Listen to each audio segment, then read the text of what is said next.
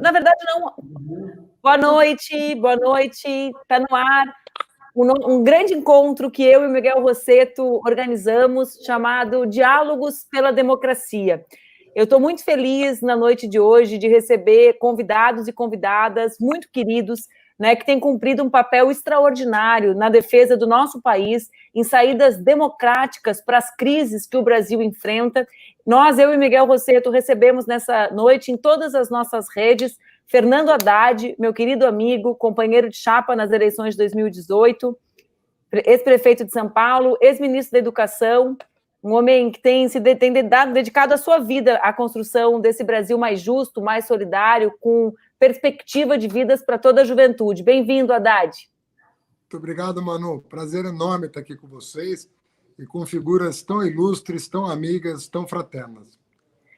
Do lado do Haddad, ele vai falar por si próprio também, porque ele recebe os convidados junto comigo, mas a gente não admite aqui o exercício irregular da profissão de jornalista, e a jornalista sou eu. O meu colega de mestrado, nós fizemos mestrado juntos, Haddad. Tu lembra que eu entreguei a dissertação de mestrado no meio da campanha presidencial? Pois esse moço, chamado Miguel Rosseto, foi meu bicho no mestrado em políticas públicas. O Miguel foi ministro da Previdência, tu foi ministro da Reforma Agrária, foi ministro da Previdência, foi vice-governador do Olívio, que hoje é o aniversariante do dia, Olívio Dutra. Sempre que eu me lembro, Miguel, a gente vai ser companheiro de chapa em 2020, mas eu não me lembro da política do Rio Grande do Sul sem a tua presença. Então, é uma alegria compartilhar a luta e esse espaço hoje contigo. Bem-vindo. Tu está sem microfone, Miguel? Não. E olha que a gente está desde as 8 da manhã falando nessa live. Gente, boa noite muito carinhoso para todos vocês. 79 anos do Olívio Dutra hoje. Nosso grande referência, grande amigo aqui, junto com o Tarso, com o Raul, com o Verli, construíram um longo período de democracia, de participação popular na Porto Alegre. Agora, com a liderança daquela moça ali ao meu lado, com a Manuela, nós queremos recuperar essa cidade que respeite o seu povo, da participação popular, da democracia, das liberdades e da igualdade. Mas eu quero, na verdade, né, Manuela, registrar minha enorme felicidade, reencontrar o Haddad. Parabéns, Haddad, mais uma vez, pelo teu desempenho, pela tua campanha, pela tua experiência no Ministério. Tu vai falar para nós hoje aqui, tendo como referência mais um ato inconstitucional, autoritário, que é a medida provisória 979, essa intervenção nas universidades federais. Então, tudo a ver com teu trabalho, tua experiência, tua construção do direito à educação pública. Que bom que tu está aqui com a gente, defendendo essa democracia. O Flávio Dino, Flávio, muito rápido. Sabe, Manuela, que quando eu vi o Flávio aqui, eu quero 30 segundos, mas lembrar, Flávio, tu não vai lembrar disso, porque tua agenda é enorme. Mas sabe, Manuela, que em novembro de 15, eu era ministro da Previdência e do Trabalho, da Dilma, da presidenta Dilma, e eu fui a uma cidade chamada Matões, no interior do Maranhão, com o Flávio, ao lado de Caxias, ou perto de Caxias, inaugurar uma agência do INSS. Por que isso é importante? Já que nós estamos falando, Haddad, gurias, de democracia. Porque isso é a democracia que nós queremos, né? Da mudança, da transformação, da igualdade. Essa democracia que gosta de igualdade. E lá nós inauguramos uma agência do INSS, e eu lembro disso, viu, Flávio, com muita emoção, Manuela, porque a primeira beneficiária desta agência, que já estava trabalhando, viu, Haddad, foi uma trabalhadora rural que conseguiu o salário maternidade. E o nome do filho dela era Davi. Eu nunca vou me esquecer isso. Era Davi, e era muito emocionante. Era uma guria, uma jovem trabalhadora rural. Nós estamos aqui por isso. Nós estamos aqui por essas trabalhadoras rurais, estudantes, aposentados, trabalhadores que querem outro país, que querem liberdade, que querem igualdade, que querem ser respeitados. Nós estamos aqui, né, Manuela, para denunciar essa situação horrorosa do país, esse sujeito perverso, Bolsonaro, e seguramente para reafirmar compromissos, né, com a democracia, com o nosso povo, com as liberdades, com a igualdade. Para nós, a democracia, né, sempre foi sinônimo de igualdade, de condenar a violência de gênero, a violência racial, né, denunciar mais uma vez o racismo e homenagear e lutar por um futuro melhor para todos nós. Nós estamos aqui em Porto Alegre, viu, Haddad e Flávio, o Freixo vai estar aqui, a Rosário. Nós estamos muito animados, viu? Com essa aliança, com a liderança da Manuela. Nós vamos trabalhar muito para que Porto Alegre volte a ser uma capital da democracia, da participação popular e da igualdade. Então, que sejam muito bem-vindos aqui, viu? A gente recebe vocês com muita alegria. Eu prometi para o Freixo que ele participar desse encontro Diálogos pela Democracia não o levará para o Conselho de Ética do partido dele. O debate não pode ser sobre eleição, viu? A gente até te levará em outro momento, estaremos juntos na campanha, mas não agora. Filho, então um abraço para vocês, nós estamos muito felizes de homenagear a coragem, Haddad, Flávio, Freixo, a coragem e o compromisso popular com a defesa das liberdades de todos desse país. Sejam muito bem-vindos aqui, viu? Obrigada, Miguel. Rosana, querida Rosana, essa jovem estudante, presidenta recém-eleita no primeiro congresso virtual da União Brasileira de Estudantes Secundaristas. Muito bem-vinda, Rosana, é uma alegria falar contigo. Obrigada, Manu, agradeço esse convite, para mim é uma honra estar conversando com vocês hoje. Flávio Dino, meu querido amigo, sabe que eu encho bastante, fico cheia de orgulho de pensar que a primeira vez que eu cheguei em Brasília, fui deputada federal, e a gente comentava sobre isso antes, eu fui colega do Flávio. Flávio foi juiz federal, né, muito jovem, porque chegou em Brasília ainda muito jovem, tu chegaste em Brasília com 38 anos, se eu não me equivoco, né, Flávio? A idade que eu tenho hoje, me lembro sempre disso, eu te achava tão mais velho que eu, viu, Flávio? Tu com teus 38 que eu tenho agora, é bom para tomar juízo. Flávio, governador do estado do Maranhão. Flávio foi presidente da Embratur também, antes de ser governador do estado do Maranhão, governador reeleito, e tem orgulhado a todas e todos nós, viu, Flávio? Já orgulhava antes do enfrentamento à pandemia, eu lembro quando eu e o Haddad fomos ao Maranhão, eu sempre me surpreendi muito, viu, Rosana e Jerusa, quando eu ouvi a primeira vez da boca de alguém que o Flávio tinha sido o primeiro a construir mais escolas no estado que Leonel Brizola. Pensei, uau, quanto tempo levou para alguém compreender o tema, né, da educação no Estado e para ultrapassar um recorde que era para ter sido ultrapassado décadas antes. Então, é uma alegria, viu, Fábio, meu camarada de partido, mas contar contigo nesse debate essa noite.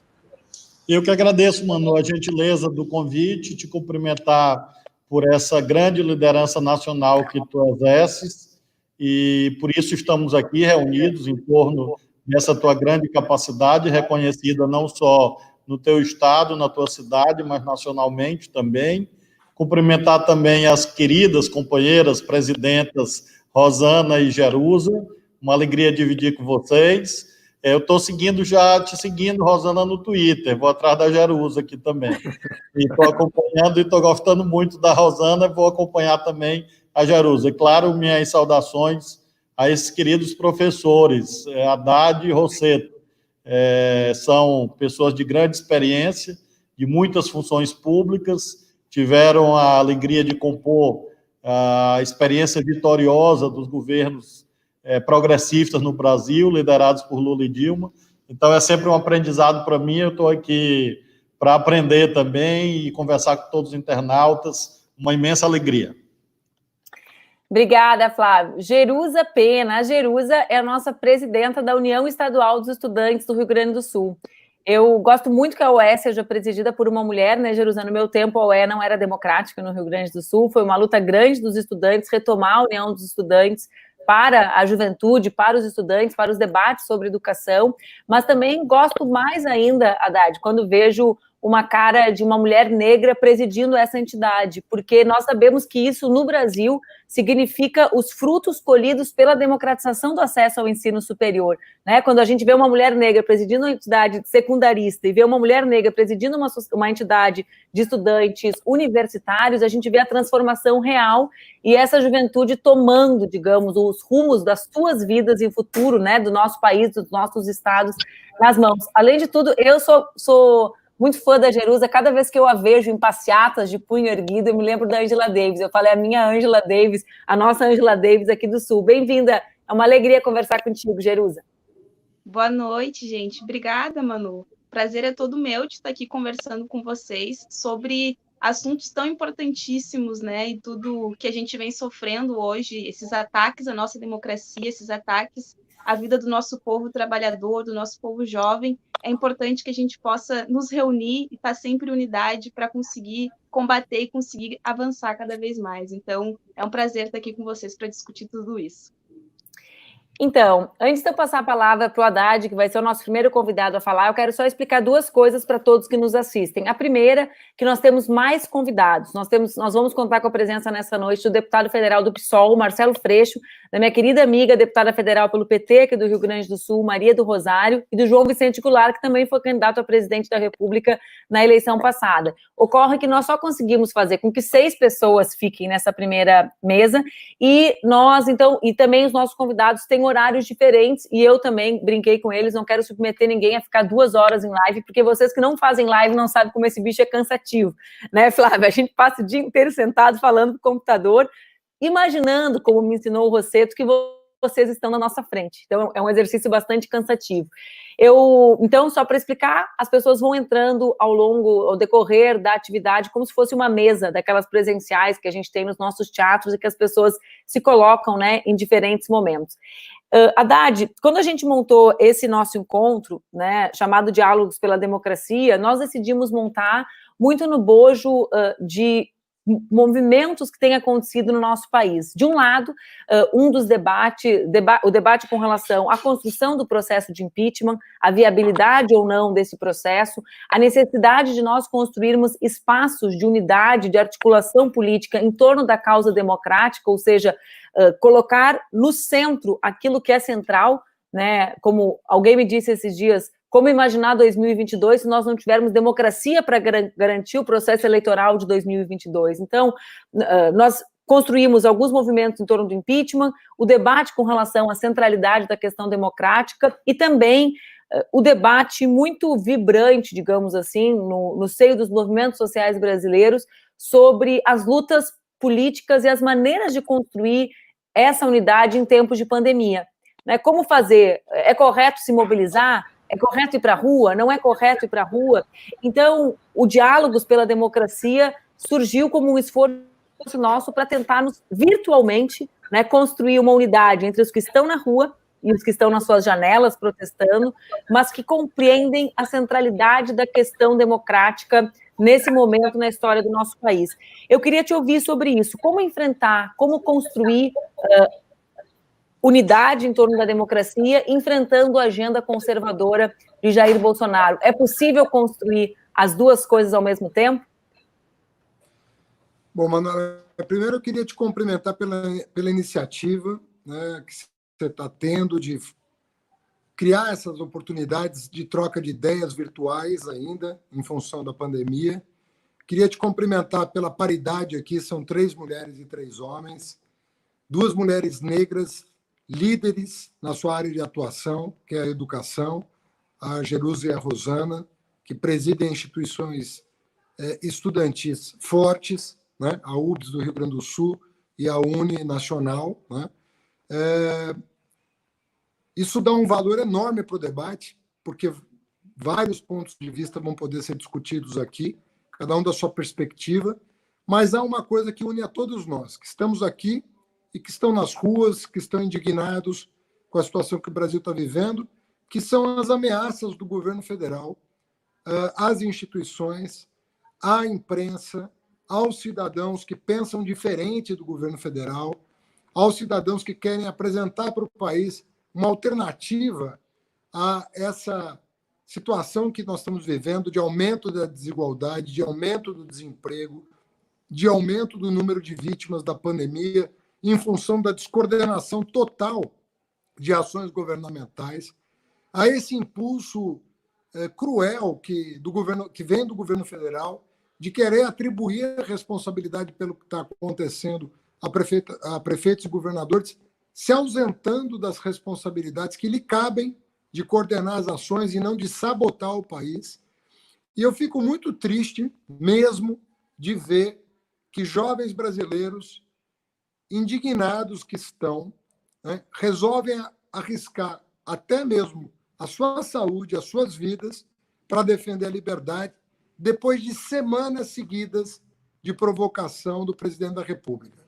Quer dizer, o presidente da República foi até o limite e passou de todos os limites suportáveis em relação à vida nacional, fustigando as instituições, fustigando aqueles que deveriam estar sendo convidados a somar forças contra a crise de saúde pública e desafiando as pessoas que pensam diferente, ameaçando as pessoas que pensam diferente, até que o país não suportou mais. O país, na verdade, não suporta mais a maneira como o Bolsonaro conduz o país ou sabota o país, porque é assim que eu vejo, é assim que eu tomo as ações governamentais, não no dia de hoje, mas desde o começo do governo, mas, sobretudo, quando a crise chegou ao Brasil. Ele teve a oportunidade de unir o país em torno do combate ao coronavírus e preferiu jogar na divisão, preferiu jogar na discórdia, o que é muito grave, porque ele praticamente desafiou a orientação política e sanitária de todos os grandes líderes do mundo. Essa é a razão pela qual nós devemos estar nos próximos dias na segunda posição de país onde mais se morre por Covid-19. Só os Estados Unidos estarão à nossa frente nesse triste ranking de número de mortos e infectados pelo Covid-19. Eu atribuo isso à responsabilidade integral ao governo federal, pelo trabalho de descoordenar e sabotar as iniciativas legítimas de autoridades, associações, da própria sociedade civil, da própria imprensa, em proveito da vida e da economia dos brasileiros. Porque nós sempre dissemos o tempo todo, não há oposição entre saúde e economia. Quanto mais rapidamente nós resolvemos o problema da saúde, mais rapidamente nós voltaremos à vida econômica normal, como está acontecendo em vários países do mundo que souberam enfrentar a pandemia. Você enfrenta a pandemia com determinação, e é essa determinação que faz você colher os frutos e voltar à normalidade econômica tanto quanto possível, tão logo quanto possível. Então, veja que é absolutamente compreensível que as torcidas organizadas, que a juventude tenha se manifestado. Eu entendo que o movimento antifascista não é um movimento programático, a não ser no que diz respeito à defesa da democracia, que interessa a todos nós, né? Ao Bolsonaro não interessa que haja campeonato, né? Ele quer ser intitulado campeão sem campeonato.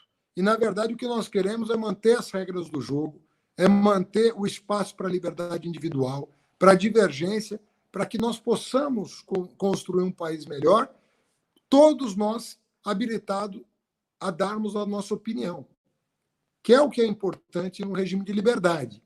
E nós não vamos aceitar, e eu confesso a você que me deu um ar de otimismo nos últimos dias, eu que venho alertando nos meus artigos de jornal, nas minhas entrevistas, alertando para as ameaças recorrentes do governo Bolsonaro às instituições e à liberdade, eu senti um sopro de esperança forte nos últimos dias, porque eu penso que a sociedade brasileira, uma parte nunca vacilou, mas uma parte importante está vendo hoje o risco da omissão em 2018, o risco da ação, muitas vezes, em proveito da candidatura do Bolsonaro, e muitas vezes da omissão de alguns em relação à ameaça que a sua candidatura e a sua presidência representam para o Brasil.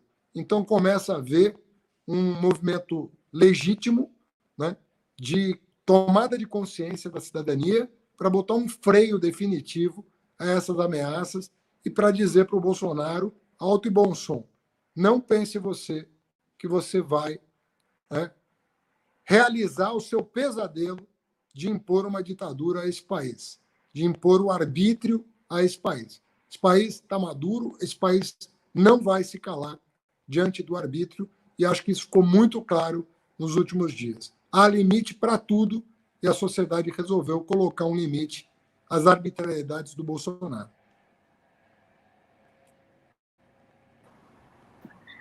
Obrigada, Haddad. Muito obrigada pela tua participação. Eu estou vendo que chegou também o Marcelo Freixo, que está aqui na sala. Aqui tem as salas que o pessoal não vê. Eu vou pedir já para o Freixo entrar, para a gente poder começar, para ele começar a participar com você, sabendo que ele está, mas ele já está conectado com a gente.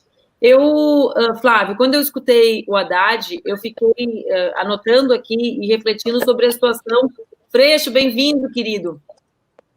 Oi, Manu. Olá, bem-vindo. Fernando, Dina, Miguel. Olá, gente. Eu estou ceguinha, eu não consigo ver quase nada, porque eu tenho que fazer pelo celular aqui. Ah, tá.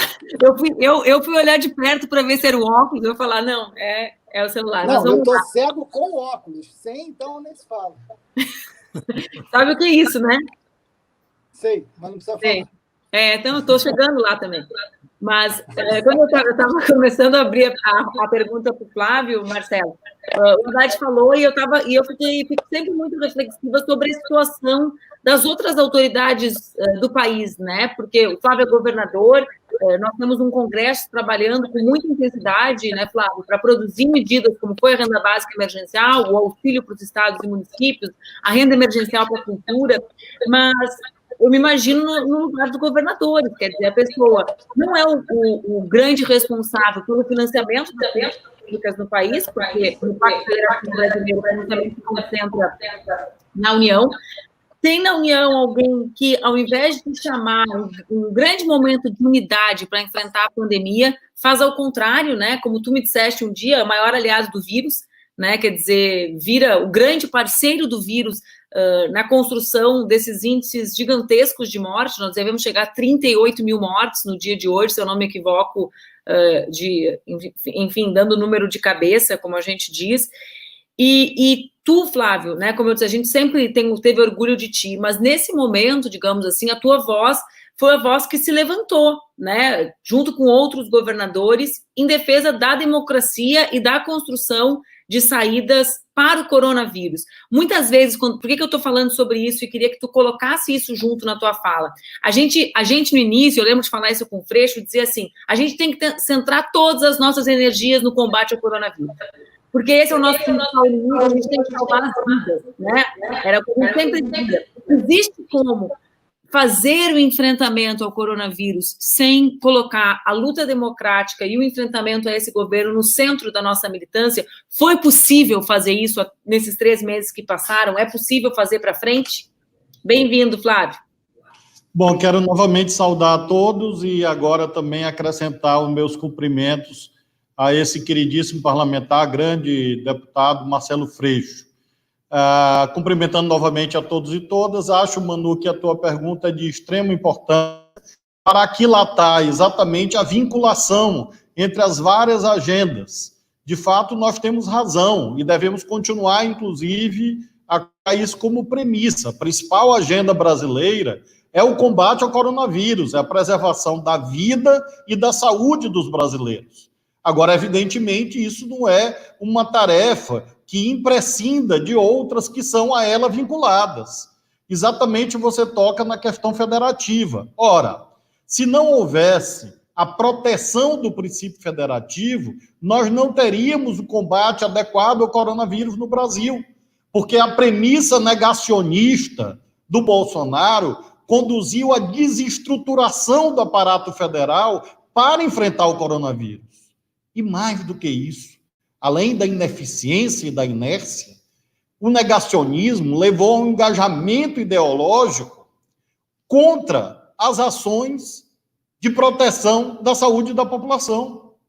Então, além de uma omissão, há um ato representado pelo fato de haver sabotagens. Uma dessas medidas sabotadoras do combate ao coronavírus seria exatamente o impedimento à ação de estados e municípios. Eu vivi isto, inclusive com ações judiciais, e desde o começo. Nós tentamos, no início, fazer barreiras sanitárias no aeroporto de São Luís, e houve ações judiciais, ações administrativas, para impedir que o Estado agisse em defesa da saúde da população. Então, o princípio federativo, protegido pela Constituição, concretizado pelos governadores e prefeitos, chancelado pela jurisprudência do Supremo Tribunal Federal, garantiu as condições para que nós tivéssemos tido a atuação nossa, inclusive a minha aqui, no governo. E não tenho medo de errar. Se hoje nós temos estatísticas gigantescas no que se refere a óbitos, elas seriam ainda maiores se não fosse a ação dos governadores e dos prefeitos. Então, o combate ao coronavírus vinculado à questão federativa. A questão federativa vinculada à questão democrática. Porque, objetivamente, a repartição constitucional de competências entre União, estados e municípios evitou a perpetração de mais atos arbitrários por parte do Bolsonaro. Foi o fato dele saber que ele não poderia impor a vontade dele ao Congresso, não poderia impor ao Supremo, no que se refere à chamada repartição horizontal, 3 poderes, mas também ele não poderia, como não pôde, impor os seus parâmetros ideológicos singulares em termos mundiais por sobre a autoridade dos governadores e dos prefeitos. Então, nós temos aí já uma vinculação entre o combate ao coronavírus, defesa da vida, questão federativa, questão democrática, todas elas vinculadas em torno do mesmo eixo, a mesma força gravitacional, qual seja o nosso compromisso de vida com os direitos da população. Não é algo retórico, é algo que integra a nossa alma, o nosso espírito, o nosso coração. E isto que nos diferencia. Não é uma visão tecnocrática, burocrática. O que nos diferencia é o sentimento de que tudo isto vale a pena quando você está fazendo o certo, quando você está fazendo o justo, quando você está cumprindo este dever mais do que burocrático, jurídico, formal, mas o dever humanitário de garantir que as pessoas não adoeçam e não morram, como nós temos feito. Nós não somos o time do e daí. Nós não somos o time dos que minimizam mortes, dores e sofrimentos. Esta é a demarcação fundamental. E por isso, tendo como este núcleo, nós articulamos, na prática, o combate à pandemia, a proteção da federação, a defesa da democracia. E uma última dimensão que eu gostaria de aludir, que, a meu ver, também é primordial, que é a dimensão econômica. Manu, você, junto com o Rosseto, tem essa gigantesca tarefa eleitoral mais adiante. É claro que disso não se cuida aqui. Mas é importante valorizar que o gestor público tem que ter essa visão larga em relação aos múltiplos interesses que se articulam no espaço público. O Haddad acabou de mencionar. O presidente da República, a instituição presidencial, não pode ser de poucos, porque isto é uma traição. A instituição é de toda a nação. Não é o que temos. Temos o presidente de uma facção, militante de uma facção, e que luta para que essa facção milicianizada exclua a nação. É isto que nós vemos todos os dias. Ora, nós também, assim como nos distinguimos pela defesa firme da vida, dos direitos, nos distinguimos também pela compreensão de que as funções públicas que nós exercemos, que eu exerço nesse momento, não são destinadas à fruição de poucos, de uma meia dúzia.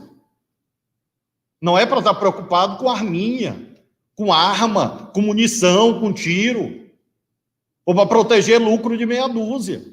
Nós temos que olhar para todos, com olhar prioritário, não há dúvida, para os mais pobres. Esta opção profunda que nós temos que ter. pelos desvalidos, pelos injustiçados, sem voz, sem vez, os excluídos, os oprimidos, os discriminados. Ora, nós temos isso também na dimensão econômica. E nós temos agora 2 desafios que eu queria finalizar com esta menção. O primeiro, o desafio da renda básica de cidadania. É a principal garantia da democracia que nós temos hoje. Porque o fascismo e o golpismo se alimenta do desespero e do pânico. E por isso nós não podemos permitir que os indicadores socioeconômicos se degradem tanto ao ponto de nós termos a ampliação da desesperança, a ampliação do desespero de mães e pais sem ter como garantir o sustento das suas famílias. Nós temos esta causa, a renda básica. E a outra, nós temos que defender a economia brasileira. Esta gente anunciou bilhões, trilhões de crédito para micro e pequenas empresas. E o que nós estamos vendo hoje, nas cidades brasileiras, tenho certeza que em Porto Alegre também, pequenas empresas, empresas familiares, microempresas fechando, porque o dinheiro ficou retido nos bancos. E este é um tema federal, porque quem, segundo a Constituição, cuida da gestão econômica é o governo federal. É ele que emite moeda, é ele que pode se endividar, é ele que tem os bancos públicos, tem os fundos públicos. Então, não é um tema de governadores e prefeitos, mas nós temos que, com o poder da palavra, destacar isso. Além da renda básica, nós precisamos de crédito real na mão das micro e pequenas empresas, sobretudo, das empresas de um modo geral, para garantir emprego. Assim, finalizo a minha abordagem, lembrando que nós temos essa articulação. No centro, a vida. Portanto, a questão sanitária do combate ao coronavírus. Mas, em torno desta causa nodal, nuclear, nós temos a questão federativa, a questão democrática, a questão social, a questão econômica, que integram essa atuação cidadã que nós temos procurado ter de modo amplo.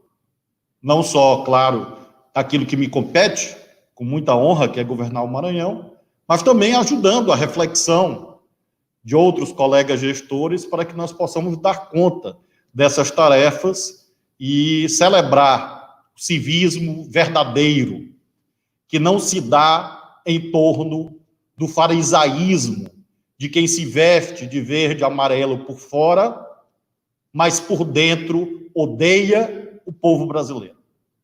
Nós somos os verdadeiros patriotas.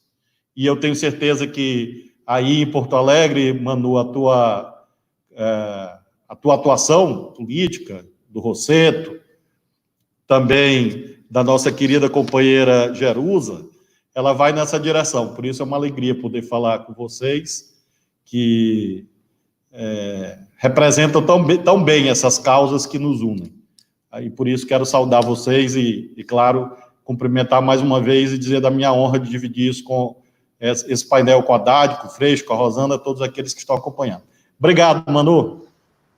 Obrigada, Flávio. Eu sei que tu tem mais um tempo para ficar com a gente, mas a hora que tu precisar sair, tu pode desconectar, que eu escuto com as pessoas. Eu quero, inclusive, Flávio, quando a gente fala, né, dos números no Brasil, deixa acho que está voltando, quando a gente fala dos números do Brasil, a gente sempre tem que imaginar o que seria desses números, quantas vidas nós teríamos perdido se não tivéssemos a ação enérgica da imensa maioria dos governadores, né, que agiram sozinhos, né, buscando fazer essas parcerias com os municípios, estabelecendo regras, inclusive do ponto de vista discursivo, porque nessa hora o exemplo vale muito, né? A ideia de dizer fica em casa e uma outra pessoa dizendo não fica, quando é evidente que ninguém quer ficar, Quem que não quer abrir o gradil da sua microempresa e vender pão, né? Ou vender autopeça, ou vender colchão? Todo mundo quer. Né? O Haddad é de uma família de comerciantes, né? Quem que consegue se imaginar dentro da sua loja sem poder abrir a grade confortável? Então, além das ações, da inexistência de ações concretas, o exemplo, né, Flávio? Porque a gente que faz política sabe o peso do exemplo, né? O quanto vale o que cada um fala, como se movimenta em momentos de crise tão profundo como esse. Obrigada pela tua contribuição, pelo exemplo também que tu dá para a gente de coragem. Rosana, querida, Rosana, a UBS teve muitas vitórias, sabe? Cada vez que falam assim, Haddad, a oposição, cadê a oposição? A oposição não está unificada, a gente está tudo unificado aqui. Agora até o Marcelo Freixo tinha caído e está voltando. Marcelo, tu vem porque tu é a unidade da oposição junto com a gente. Dizem assim, não estão unidos, a gente está bem unido, bem conversando. Hoje a gente entrou com aquela ação direta de inconstitucionalidade, todos os partidos da oposição juntos, por exemplo. Aí, outra coisa que dizem, às vezes, cadê as vitórias? Eu falo, como? Eu estou vendo um monte de vitória, porque na conjuntura atual, com a derrota que a gente teve em 2018, né, Haddad, a gente aprovou a renda básica emergencial, o auxílio para os estados, e a gente aprovou também, com muita luta, eu estava pensando como que é a conjugação adequada, mas a possibilidade de adiar o Enem, né? Nós conseguimos adiar o Enem, né, Rosana? Eu queria te ouvir um pouco sobre isso. Freixo, como tu caiu, eu passei a Rosana na tua frente. Tu era o próximo inscrito, mas tu caiu. Eu botei essa para falar primeiro. Eu queria te ouvir um pouco sobre isso, sobre as nossas conquistas e como essas conquistas caminham ao lado da luta democrática. Bem-vinda. Boa noite. Agradeço, para mim é uma honra estar conversando aqui. Flávia, você falou aí que está me seguindo no Twitter, né? Eu passei um tempo, eu fui diretora de escolas técnicas da UBS e passei um tempo no Maranhão, conheci os IEMAs, então eu tenho muito carinho pelo estado do Maranhão, mas agradeço estar aqui com a Manu, com o Miguel, com o Freixo, Jerusa, e todo mundo nesse importante diálogo, né? A gente tem falado muito, Manu, do que é o agravamento da desigualdade social nesse momento da pandemia do coronavírus, né? Então, se a gente fala do que é o desemprego, a evasão escolar, o subemprego, nesse momento a gente está falando disso tudo de uma forma pior, de uma forma agravada. Então, como estão, então, a maioria das famílias brasileiras? Passando o isolamento social com dificuldade de se alimentar, dependendo, às vezes, de doações, passando o isolamento social, lavando as mãos, com muita dificuldade, isso quando consegue, porque não consegue ter o acesso a saneamento básico, passando o isolamento social em casas de um cômodo com muitas pessoas, ou nem conseguindo ter o acesso que é o direito ao isolamento social por conta disso tudo, porque a gente vê agora um governo que não ampara as nossas famílias que mais precisam nesse momento. A gente viu, por exemplo, a morte do menino Miguel por conta da tua mãe que precisava ir trabalhar. Minha mãe, e passei, inclusive, esse final de semana nas redes da Manu e falei muito sobre essa questão da minha mãe, né, que também é empregada doméstica e não consegue acessar esse direito que é o isolamento social porque não está sendo amparada, porque a gente está vendo que é um governo, de fato, que é mais aliado do coronavírus do que do povo brasileiro, que não investe na saúde, que veta o que é o combate do coronavírus e faz com que tudo isso agrave o que é a desigualdade social e nada faz para combater. Então, nesse sentido, a gente começou logo reivindicando que, se essa é a realidade hoje da maior parte das nossas famílias, nessa realidade também está aqui incluído o que é a exclusão digital, o não acesso à internet, o não acesso à informação, o não acesso ao que é a estrutura para conseguir estudar, a diferença, inclusive, da nossa realidade do que é o comercial que o MEC passava, né? Estude de onde estiver, faça as coisas de onde estiver, você que lute. A gente brincava que parecia um recado, né? Você que lute. Então, a gente começou logo reivindicando, então, que era inadmissível acontecer uma prova como o Exame Nacional do Ensino Médio. Você falou, né, da UBS e aqui da UEE, do Rio Grande do Sul. Que legal falar dessa questão da transição. É uma prova que, de fato, significa o que é essa transição dos secundaristas para o ensino superior. Nós não poderíamos deixar que essa prova tivesse essa medida que, para nós, fecha o que é a porta do ensino superior para a maior parte dos estudantes secundaristas brasileiros. Mas a gente também, logo, não esperava muito também do que era a medida do Ministério da Educação, ali do Weintraub, para o que foi o Enem, porque, e inclusive aqui, quando a gente fala de democracia é um governo, é uma pessoa que está à frente do MEC, que sempre atacou o que é a democracia externa e interna, que sempre fez apologia à tortura, que tenta, inclusive hoje, quando a gente fala dessa medida provisória, que tenta aqui intervir o que é na nossa democracia interna, dos institutos federais, dos Cefetes, das universidades federais, e que, de toda maneira, critica também as nossas vitórias do que foi a democratização do acesso ao ensino superior. Então, tentar manter o Enem na data escolhida antes da pandemia, para nós também era um ataque ao que se diz a democracia do acesso, a democratização do acesso ao ensino superior, então, da maior parte dos secundaristas brasileiros. Então, a gente travou essa grande batalha, tivemos um abaixo-assinado com mais de 350 mil assinaturas, tivemos um dia nacional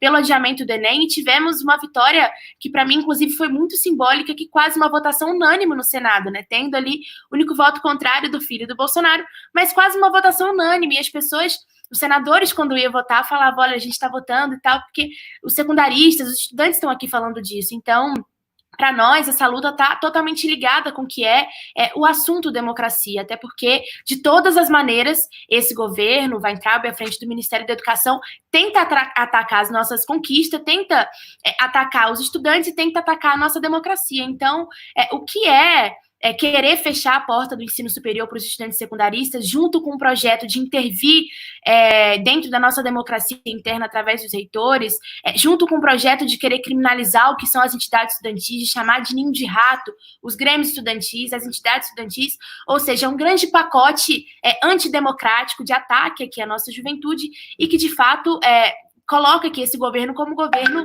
antipovo, um governo que usa do verde e amarelo para se eleger, que usa da fé do povo brasileiro, inclusive, mais que verdadeiramente odeia o seu povo, odeia a educação. Inclusive, quando nessa grande batalha que a gente teve pelo adiamento do Exame Nacional do Ensino Médio, a gente escutou o ministro da Educação dizer que o Enem não era para combater as injustiças e que ele posiciona, assim, então, a educação como uma coisa que não é para combater as injustiças e as desigualdades sociais. O que pensa um governo que pensa, então, que esse não é o nosso principal meio de transformação da vida do povo brasileiro, de transformação do nosso país, de construção de um país mais democrático, igual, menos desigual. Então, é um governo que tem aqui, que ataca a educação, assim como ataca todos os setores, porque tenta acabar também com a democracia nesse internamente, também a democracia do nosso acesso, a democratização do nosso acesso ao que se diz o ensino superior. Eu tenho falado muito, né? Eu sou estudante de cursinho pré-vestibular popular, e eu quero ser a primeira da minha família a entrar na universidade. Então, qual é o posicionamento dessas pessoas que tem esse grande pacote de ataque à educação, esse grande pacote antidemocrático de acabar aqui com tantas vitórias? Inclusive, eu estava falando agora há pouco com um jornalista, né, sobre a medida provisória, e ele perguntou qual que é o tipo de diálogo. Eu falei assim, olha, eu sou presidente da UBS, da União Brasileira dos Estudantes Secundaristas, e eu sou bloqueada no Twitter do Weintraub. Eu sou bloqueada no Twitter do ministro da Educação, que não nos responde, não dialoga e ainda faz questão de bloquear os estudantes. Ou seja, essa questão do adiamento do Enem para nós foi uma grande batalha e que nós conseguimos conquistar uma grande vitória, né? Essa tentativa que eles tiveram de fechar o acesso ao ensino superior, nós, então, arrombamos essas portas. Eu tenho falado muito com os nossos meninos secundaristas que o Bolsonaro, inclusive, falou que Weintraub era o ministro que mais apanhava, então nós somos os estudantes que mais batem, né? Nós conseguimos, então, vencer, combater esse ataque e combater tudo isso que foi uma ameaça para o que é a democratização do acesso ao ensino superior. Conquistamos, então, a vitória do adiamento do Enem, conquistando e defendendo os sonhos dessa juventude, da maior parte da juventude brasileira que nesse momento sofre. E para nós é inadmissível tanto que eles atacam também o que é a questão da pesquisa e da ciência, o que nós produzimos nos institutos federais, nos Cefetes, nas escolas técnicas estaduais, nas universidades federais, ou seja, o veto, né, de bilhões para o que é o combate ao coronavírus, e a gente tem falado muito o que é ser oposição nesse momento, né, porque é um governo genocida. Então, se é um governo de morte, nós somos uma oposição de vida, uma oposição que luta em defesa da vida do povo brasileiro, que luta por uma vida melhor, etc. Então, essa foi uma grande batalha que a gente travou, e agora a gente também trava a continuidade dessa batalha, que é a luta pela democratização do acesso à internet, né? Vale lembrar que, como o Flávio colocou aqui, que o pessoal do IDAI, Sou Messias e não faz milagre, que veta bilhões para a saúde, mas que leva uma moça que falou que através do alho e enxofre ela tem a cura do coronavírus para uma reunião com o Ministério da Saúde, é do lado de lá. Quem nega a ciência, quem nega a pesquisa, quem nega a tecnologia é a galera do lado de lá. Então, a continuidade dessa nossa luta também, Manu, é aqui a luta pela democratização do acesso à internet. Nós precisamos combater o que é a exclusão digital, que inclusive pela ONU, né, a ONU entende a internet como direito humano do século XXI, e nós estamos falando de escolas, e é claro, Flávio, que é totalmente diferente no estado do Maranhão, e eu acho que é um estado que tem nadado contra esses retrocessos que a gente tem visto nacionalmente, mas nós estamos falando em maioria de escolas públicas que ainda tem quadro negro giz, que o professor de informática não recebe, que as salas de laboratório e computador não funcionam, que os computadores são muito antigos, ou seja, nesse momento se escancara o que é uma coisa que a gente vem falando há muito tempo, a importância da valorização da educação e da democratização do acesso à internet. Então, a gente também tem travado essa grande batalha pela democratização do acesso à internet, entendendo que, por conta da gente ter visto, dessa vez, tirar o título de eleitor via internet, se inscrever para o Enem só pela internet, vários estudantes, várias pessoas tiveram aqui o seu direito à cidadania plena impedido, né? O que a gente chama de exclusão institucional, que é um direito que você só consegue acessar pela internet, ou seja, nossa luta também tem sido nesse sentido, e óbvio, combatendo aqui todos esses ataques à democracia, como disse no início da minha fala, que é o decorrer dela, do que tem se dado a educação, e também no que tem se dado tudo, né? A gente tem lutado muito para o que é o avanço do fascismo no nosso país, muito do que é o avanço aos ataques à democracia do nosso país. Para nós é um gigante absurdo, inclusive, o tanto que esse governo tenta esconder as informações, né? Onde já se viu, no meio de uma pandemia, inclusive Bolsonaro é conhecido aí como o líder mais responsável e maturo para lidar com a pandemia do coronavírus, esconder os números do povo brasileiro e falar tanta besteira, né? O que foi aquele quase um desafio do que foi aquele copo de leite, que no início as pessoas apontaram que não tinha nada a ver, mas depois que eles souberam, inclusive, que poderia ter alguma coisa a ver, aí mesmo que eles fizeram, o que falar, e o Weintraub, por exemplo, postar que os estudantes precisam ser torturados, o que é um governo que quer comemorar o que foi a ditadura militar, ou seja, eles atacam a nossa democracia fora e dentro das nossas instituições, por isso o movimento estudantil tem travado essa batalha em defesa da democracia fora e dentro das nossas instituições, contra o que é o avanço do fascismo, em defesa da democracia, mas também nessa grande batalha que Manu, e quero parabenizar, que é todo mundo, já para finalizar também, essa minha contribuição, pelo nosso desafio, que tem sido muito bem cumprido, que é ocupar as redes sociais, que é adentrar dentro desse terreno que o Bolsonaro usa para falar mentira, usa para falar sobre a sua política genocida, usa para falar sobre morte, usa para ser antidemocrático. Nós estamos agora, então, adentrando ainda mais no que é esse terreno, disputando as ideias. Então, a gente tem falado sobre a defesa da democracia, lutado em defesa da democracia nesses âmbitos gerais, na educação e também via rede social, porque nós acreditamos que, com certeza, dessa forma que a gente tem conseguido, inclusive, disputar as ideias, trazer as pessoas em unidade, nós podemos, com certeza, construir um mundo diferente, um Brasil diferente, uma sociedade diferente, uma realidade diferente. Então, eu acho que, como disse anteriormente, se esse governo é um governo de morte, nós somos, então, a oposição de vida, e uma oposição que luta em defesa da vida e da democracia dentro e fora das nossas escolas. Então, eu agradeço mais uma vez o convite, e que bom estar ao lado de pessoas tão importantes nessa luta em defesa da democracia, em defesa da vida do povo brasileiro e do povo de Porto Alegre. Obrigada, Rosana. É sempre uma alegria te ouvir. É o máximo, né, Miguel? Ouvir uma Rosana. Tu está falando aonde, Rosana? Rosana? Eu sou do interior do Rio de Janeiro. Não, que bacana, querido. Que bacana, parabéns. É muito emocionante ouvir a Rosana, dá muita certeza. O Haddad sentiu ventos soprando mais favoráveis. Quando a gente vê uma menina que nem a Rosana tão engajada, a gente tem certeza que eles estão vindo, né, Haddad? Eu vou convidar o Freixo para falar. Eu quero liberar, a Maria do Rosário está entrando. Eu quero liberar o Fábio para a sua próxima live e o Haddad para o seu próximo compromisso. É uma alegria ter estado. Rosário, bem-vinda, minha querida amiga. Eu me Parabéns, amigos. Tudo bem, gente? Como é que estão? Prazer vê-los. Oi, Maria, tudo bom? Oi, querido. Como é que está esse Maranhão tão querido por nós aí? Eu quero garantir a todos que está bem quente aqui. Aquela É teoria, né, Manuela? Você. aquela teoria clima não procede, viu?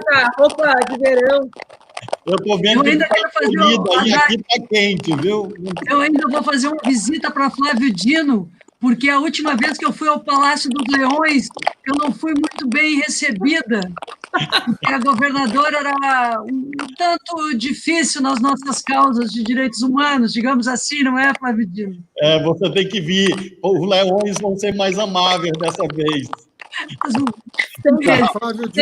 Bom compromisso, Flávio e Haddad. Marcelo Freire. Flávio mora no hemisfério norte, mas tem o coração no hemisfério sul. Quem gosta de neve, o Nordeste parece que está com tudo agora, segundo o Pazuello. Um abraço, Manu. Um abraço, Rosário. Um abraço, Freixo. Obrigada. Olá, Manu. Prazer em estar com vocês. Bem-vinda, Maria. Que bom ver esse monte de gaúchos juntos aí. Maria do Rosário, como é que você está? Você é minha eterna ministra dos direitos humanos. A nossa família tem uma grande gratidão a ti, Rosário. Imagina, eu me sinto honrada. Prazer enorme estar aí com vocês, com essa turma aí. Escutar todos vocês, estive escutando atentamente. Muito obrigado, Manuela e Rosseto, pelo convite. Estou aqui atento. João. Marcelo, seu som tu acha que tá bom? O trecho está congelado, vocês acham ou ele está me ouvindo? Está me ouvindo, Marcelo? Não, ele não está ouvindo, quer ver? Ele estava com problema no som. Será que agora melhorou? Ó, tem um monte de mensagem dele aqui para mim. Ó, eu posso pedir para vocês fecharem os microfones, porque o trecho não está conseguindo nos ouvir. O Freixo pediu para mandar mensagem por áudio para ele, porque ele vai responder sem ouvir, porque ele não consegue nos ouvir aqui. Então, eu vou falar para vocês um pouco sobre o que eu quero conversar com o Marcelo, né? Hoje, não, nada, zero. O dia foi um dia bastante importante. A gente teve a prisão, mais um avanço na investigação do caso Marielle, que tem sido, Marcelo, uma das principais vozes de denúncia do crescimento do fascismo, da ameaça fascista no nosso país.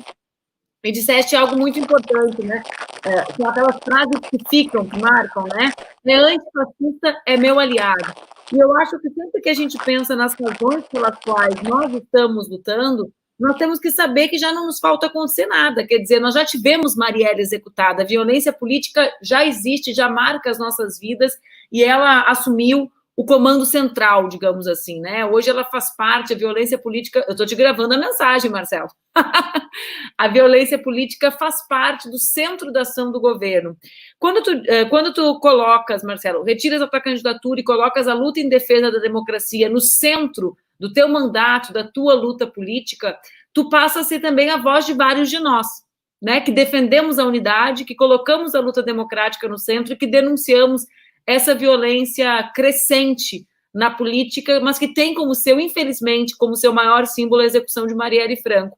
Eu queria te ouvir um pouco sobre isso. Se tu não ouviu a pergunta, eu estou enviando o áudio agora. Ficou um pouco grande demais, né, Maria? A pessoa vai ouvir um discurso, né? 1h10 de discurso, que é a pergunta. Ouviu, Marcelo? Não, ele está vendo. Ai, Marcelo Freixo. Vamos ver, vamos ver. Eu mandei para ele um enorme áudio. Ô, Maria, eu ganhei essa camisa de uma amiga, ela disse que era para eu usar no dia do impeachment. Uma roupa vermelha bonita. Eu tô da minha família para ir criando um caldo. Para ver se eu pronuncio. Vamos ver se ele está conseguindo ouvir. O pessoal está fazendo piada, sempre está muito frio na Bahia. Mas está mesmo, eu estou com frio. Aqui em Porto Alegre está frio. Não está na Bahia, na Maria do Rosário.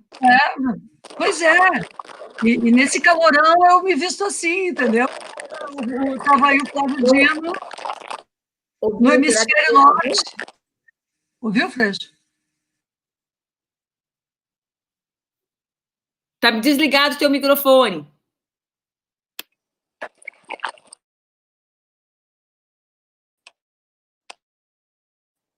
Ele disse que estava sem enxergar direito por causa do... Tá fechado, Freixo. Tá me ouvindo? Só fazer assim, tá? Bom, vamos lá. Que desespero isso aqui. Gente, eu peço perdão, mas eu tô tentando participar, porque acho que é muito importante. Qualquer debate sobre defesa da democracia, a gente tem que participar.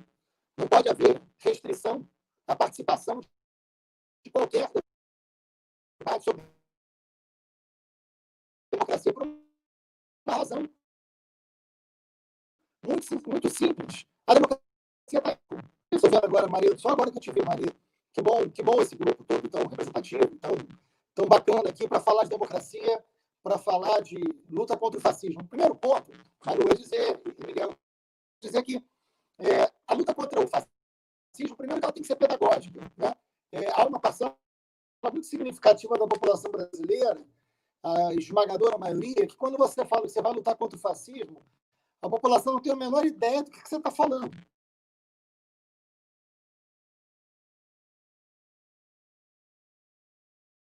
Né? Ainda mais no momento o que é contra o fascismo. O que quer dizer isso? Um argumento que é muito utilizado pelo eleitor bolsonarista, e a gente precisa diferenciar quem é fanático, né, quem é violento, quem é de fato fascista, para quem é eleitor do Bolsonaro. Eu não acho que nós tenhamos 30% da população brasileira de fascistas. Espero que isso não seja verdade. Se for, a gente está ferrado. Né? Então, a gente precisa diferenciar isso. Tem que ter diálogo na sociedade. E tem que ter diálogo não entre nós somente. Tem que ter diálogo com um setor que pode votar no Bolsonaro. Votou porque achou que ele estava fora da política, a política não prestava. Votou porque achou que ele era corajoso. Votou porque tem uma série de razões que é preciso tentar compreender. Não é só o fascismo que explica a eleição do Bolsonaro. Acho que esse é um elemento importante que a gente tem que ter como reflexão para poder derrotá-lo, inclusive. Né? Então, nesse sentido, o fascismo não é uma ameaça que está por vir, está em curso. O governo Bolsonaro está implementando o fascismo. Através das medidas provisórias, através dos ataques às instituições, através do cerceamento dos meios de comunicação e da cultura. O fascismo não é um debate teórico. O fascismo, nós temos um governo fascista, um presidente com cabeça fascista. Mas o fascismo está em prática. Né? Uma intervenção das universidades feitas através dessa provisória é uma prática fascista. Você criar um clima de perseguição a jornalistas, de violência a jornalistas, é um clima fascista. Você criar uma perseguição a artistas que são atacados nas ruas é fascismo. Então, dúvida de que temos um tema amplamente fascista, né, em curso. Não é algo que pode vir a acontecer. O debate não é só de um golpe. O golpe já está sendo aplicado. Ele não será um golpe igual ao de 64. Né? O debate não é se o Exército vai dar um golpe ou não. Mas o Exército vai evitar um golpe? Não, provavelmente não vai. Né? Bolsonaro tem uma base dele fascista e a gente precisa dialogar com essa base bolsonarista para dizer o seguinte: ele foi eleito para cumprir uma Constituição. Ele foi eleito para garantir a democracia. Se ele não garante a democracia, se ele ameaça a democracia, se ele não cumpre a Constituição que ele jurou, a gente tem aqui que defender a Constituição. É mais fácil de dialogar, dizer a Constituição garante saúde pública para as pessoas. Se ele não garante saúde pública, se ele leva a população à morte, ele precisa ser enfrentado. Isso é mais pedagógico, isso é mais fácil, isso é mais compreensível do que só chamá-lo de fascismo. Claro que entre nós, ou em determinados lugares, a gente pode falar do fascismo. Mas eu acho melhor a gente falar: olha, vocês estão morrendo, sua mãe está morrendo, seu avô morreu, seu pai morreu, porque você não teve respirador, porque você não teve leito, e isso é porque o Bolsonaro não respeita a vida, e ele jurou, quando ganhou a eleição, que ia respeitar a Constituição. Né? Você não tem emprego, você está desempregado, seu filho está desempregado, sua mulher está desempregada. Então, o Bolsonaro está piorando e muito a vida dos brasileiros. Quase 1 milhão de pessoas pedindo auxílio-desemprego este mês. É o recorde absoluto disso. É isso, esses são elementos concretos da realidade que a gente tem que utilizar como forma de diálogo com a população, que é muito mais eficiente isso, às vezes, do que determinadas bandeiras que são muito caras, que são muito importantes, que a gente não vai abandonar, mas são pouco pedagógicas. Então, eu acho que, nesse sentido, a gente precisa fazer esse debate. O Bolsonaro, a base do governo bolsonarista, é uma base já implementando um poder autoritário. Então, a relação que ele está estabelecendo com as polícias militares, já conversei muito isso com o Flávio Dino, a relação que ele está estabelecendo com as polícias militares é gravíssima, ele está quebrando o monopólio da força do Estado, ele está estimulando as ações da polícia como uma polícia palaciana, como uma polícia que segue ideologicamente o presidente. Olha o que aconteceu no Ceará, o que já tinha acontecido na Bahia, o que aconteceu no Espírito Santo. Né? Em todas elas tinha estímulo a um determinado movimento. Nada contra os policiais lutarem por melhores condições de trabalho e a gente está do lado deles. A gente quer a reformulação da polícia, mas é diferente do que tem acontecido, do que tem se falado, né, em muitos lugares dentro dos setores da polícia. Esse é um debate que a esquerda precisa amadurecer e fazer. A relação de Bolsonaro com as milícias, de onde ele vem. Né? Bolsonaro vem das profundezas. Bolsonaro ele é fruto da relação entre crime, milícia e política. Ele é fruto dessa relação entre esta relação de poder do submundo carioca. É de lá que ele brota. Né? É de lá que ele e seus filhos brotam. Então, ele não é fruto de uma nova política, ele é do que há de mais atrasado na política. É isso que a gente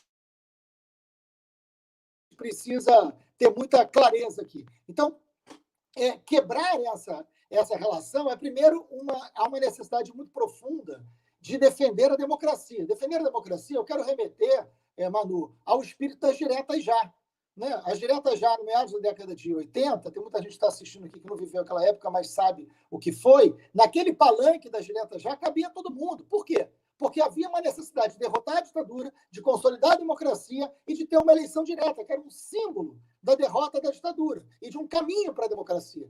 Na eleição, cada um ia disputar o seu projeto, mas deveria haver a garantia da eleição. Todos estavam juntos naquela luta. Né? Todas as forças políticas que queriam o fim da ditadura queriam a eleição direta ali. Isso é a mesma coisa hoje. Nós temos que ter uma unidade ampla de defesa da democracia. Nesse sentido, isso não se confunde com um debate eleitoral. Para isso, a gente tem que ter um debate institucional. A gente tem que estar falando com a sociedade civil e com todas as forças políticas que estão no campo democrático. É isso que vai derrotar o que a gente está chamando de fascismo. É isso que vai derrotar o retrocesso. É isso que vai derrotar a violência profunda política que a gente está mergulhado hoje. Né? A morte da Marielle, para ir completando meu raciocínio, Manu, e hoje foi um dia importante aqui no Rio de Janeiro, nós tivemos a prisão de um bombeiro, né, de um cabo bombeiro, que é muito vinculado ao Lessa. Lessa é um policial que está preso já desde um ano da morte da Marielle. São duas pessoas que estão respondendo por esse homicídio, terem cometido o assassinato, mas a gente está atrás e a gente quer saber quem mandou matar. O crime da Marielle, é importante a gente dizer isso com muita clareza, a Marielle não era mais importante do que ninguém. A gente tem mais de 60 mil homicídios por ano. Não é porque ela era nossa amiga, ela trabalhou comigo, era do PSOL, nada disso. Né? Todas as vidas valem a mesma coisa. Mas o assassinato da Marielle é um assassinato político. Há uma razão política. Há um grupo político que decide matar alguém como forma de fazer política. E aí, este crime passa a ser um crime contra a democracia. Por isso ele tem que ser esclarecido. Não só quem apertou o gatilho, quem planejou o crime, que até agora a gente está caminhando bem para saber, mas quem mandou matar. Essa prisão de hoje, ela desvenda algo importante. Uma relação entre um determinado grupo criminoso muito poderoso, muito violento no Rio de Janeiro e o crime da Marielle. Agora, quem é o mandante? Quem pagou? Qual foi a motivação política da morte da Marielle?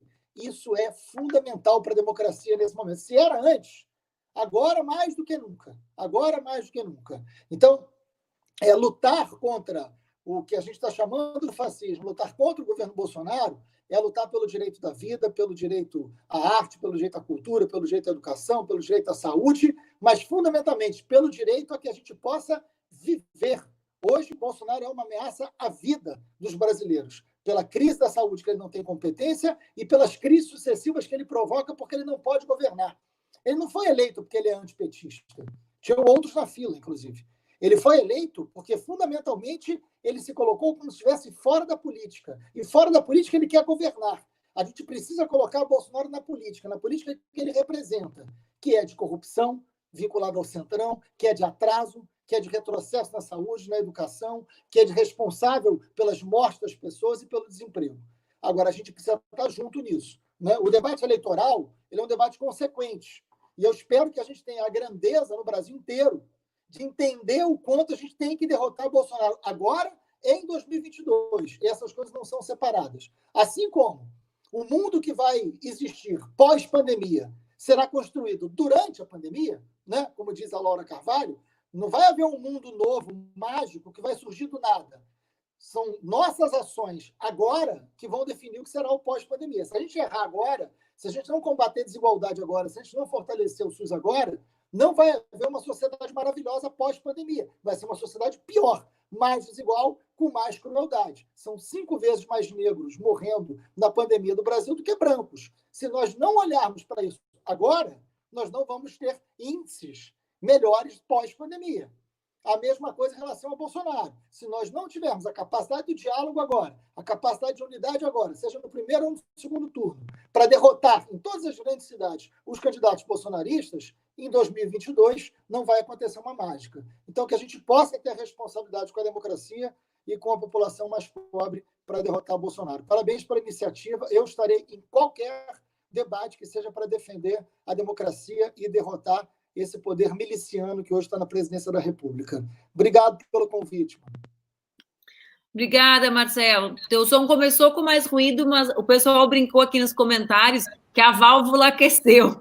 Então, começou pior e normalizou do meio para o fim da fala. Foi um grande esforço teu para participar. Eu sabia do problema de conexão, mas acho que foi muito importante que eu vi, né? Ouvir a tua contribuição sem um militante destacado, né? Em defesa da unidade, da democracia, da frente, uma frente militar em defesa da democracia e de uma agenda que dê conta dos desafios do nosso povo.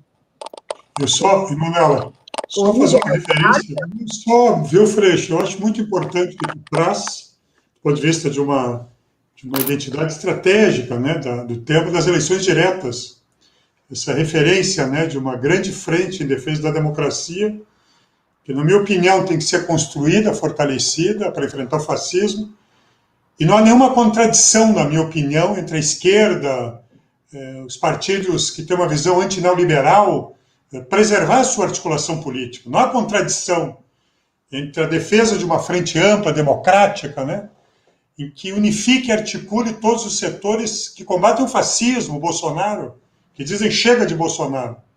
E, ao mesmo tempo, que a esquerda, a centro-esquerda, né, aqueles que querem discutir o racismo, que querem discutir a desigualdade, que querem discutir o direito ao trabalho, a natureza, combater todas as violências, discutir um projeto de soberania nacional, defender a universidade, contra as privatizações das estatais, se articulem também e dialoguem com o nosso povo. Eu acho que isso que o Freixo traz é uma referência importante para o nosso diálogo, de tal forma que a gente possa transitar com a maior potência possível e força no combate ao fascismo e defender um país com menos desigualdade, com essa brutal desigualdade. Eu só dou um dado, Manuel, paro aqui, e aqui o pessoal está me cobrando aqui, quando a gente fala em desigualdade, tem muita gente fora de Porto Alegre, inclusive, nos acompanhando. É um negócio impressionante. Hoje nós estávamos conversando, gente, Porto Alegre é uma cidade com 1.400.000, 1.500.000 habitantes. Em Porto Alegre, viu, João Vicente, e aqueles que nos acompanham, são 225 mil porto-alegrenses recebendo o auxílio emergencial. 225 mil. Tem milhares que ficaram fora. Se a gente colocar 2 dependentes por cada cidadão porto-alegrense, cidadã, nós estamos com 405, 410 mil moradores dessa cidade que vivem em condição de pobreza, quase 30% de Porto Alegre. Isso dá conta do empobrecimento, da violência que nós estamos sofrendo, e sobre esse empobrecimento e exclusão, os direitos todos são negados, a desigualdade se consolida. Então, é mais uma observação. Eu acho que essa ideia que o Freixo traz, eu acho que tanto a Haddad quanto o Flávio também trazem, a ideia de constituirmos uma grande frente de diálogo ampla e, ao mesmo tempo, sustentarmos, né, os nossos projetos, os nossos programas populares de defesa da igualdade. Eu acho que essa é uma sabedoria política e uma capacidade importante de diálogo que nós temos que constituir para derrotar Bolsonaro, o fascismo, e recolocar o Brasil numa outra rota, dar uma chance, uma nova chance democrática a partir da democracia para o nosso país. É só uma referência. Obrigado, viu, gente? Obrigada, Miguel. Rosário, querida, sabe que eu sou muito solidária. Estava pensando, quando tu não estava na primeira rodada de apresentações, mas a Rosário foi vereadora aqui em Porto Alegre, foi deputada estadual, é deputada federal por 5 ou 6 mandatos, Maria do Rosário. 5? É muito mandato, eu me perco nos mandatos de vocês.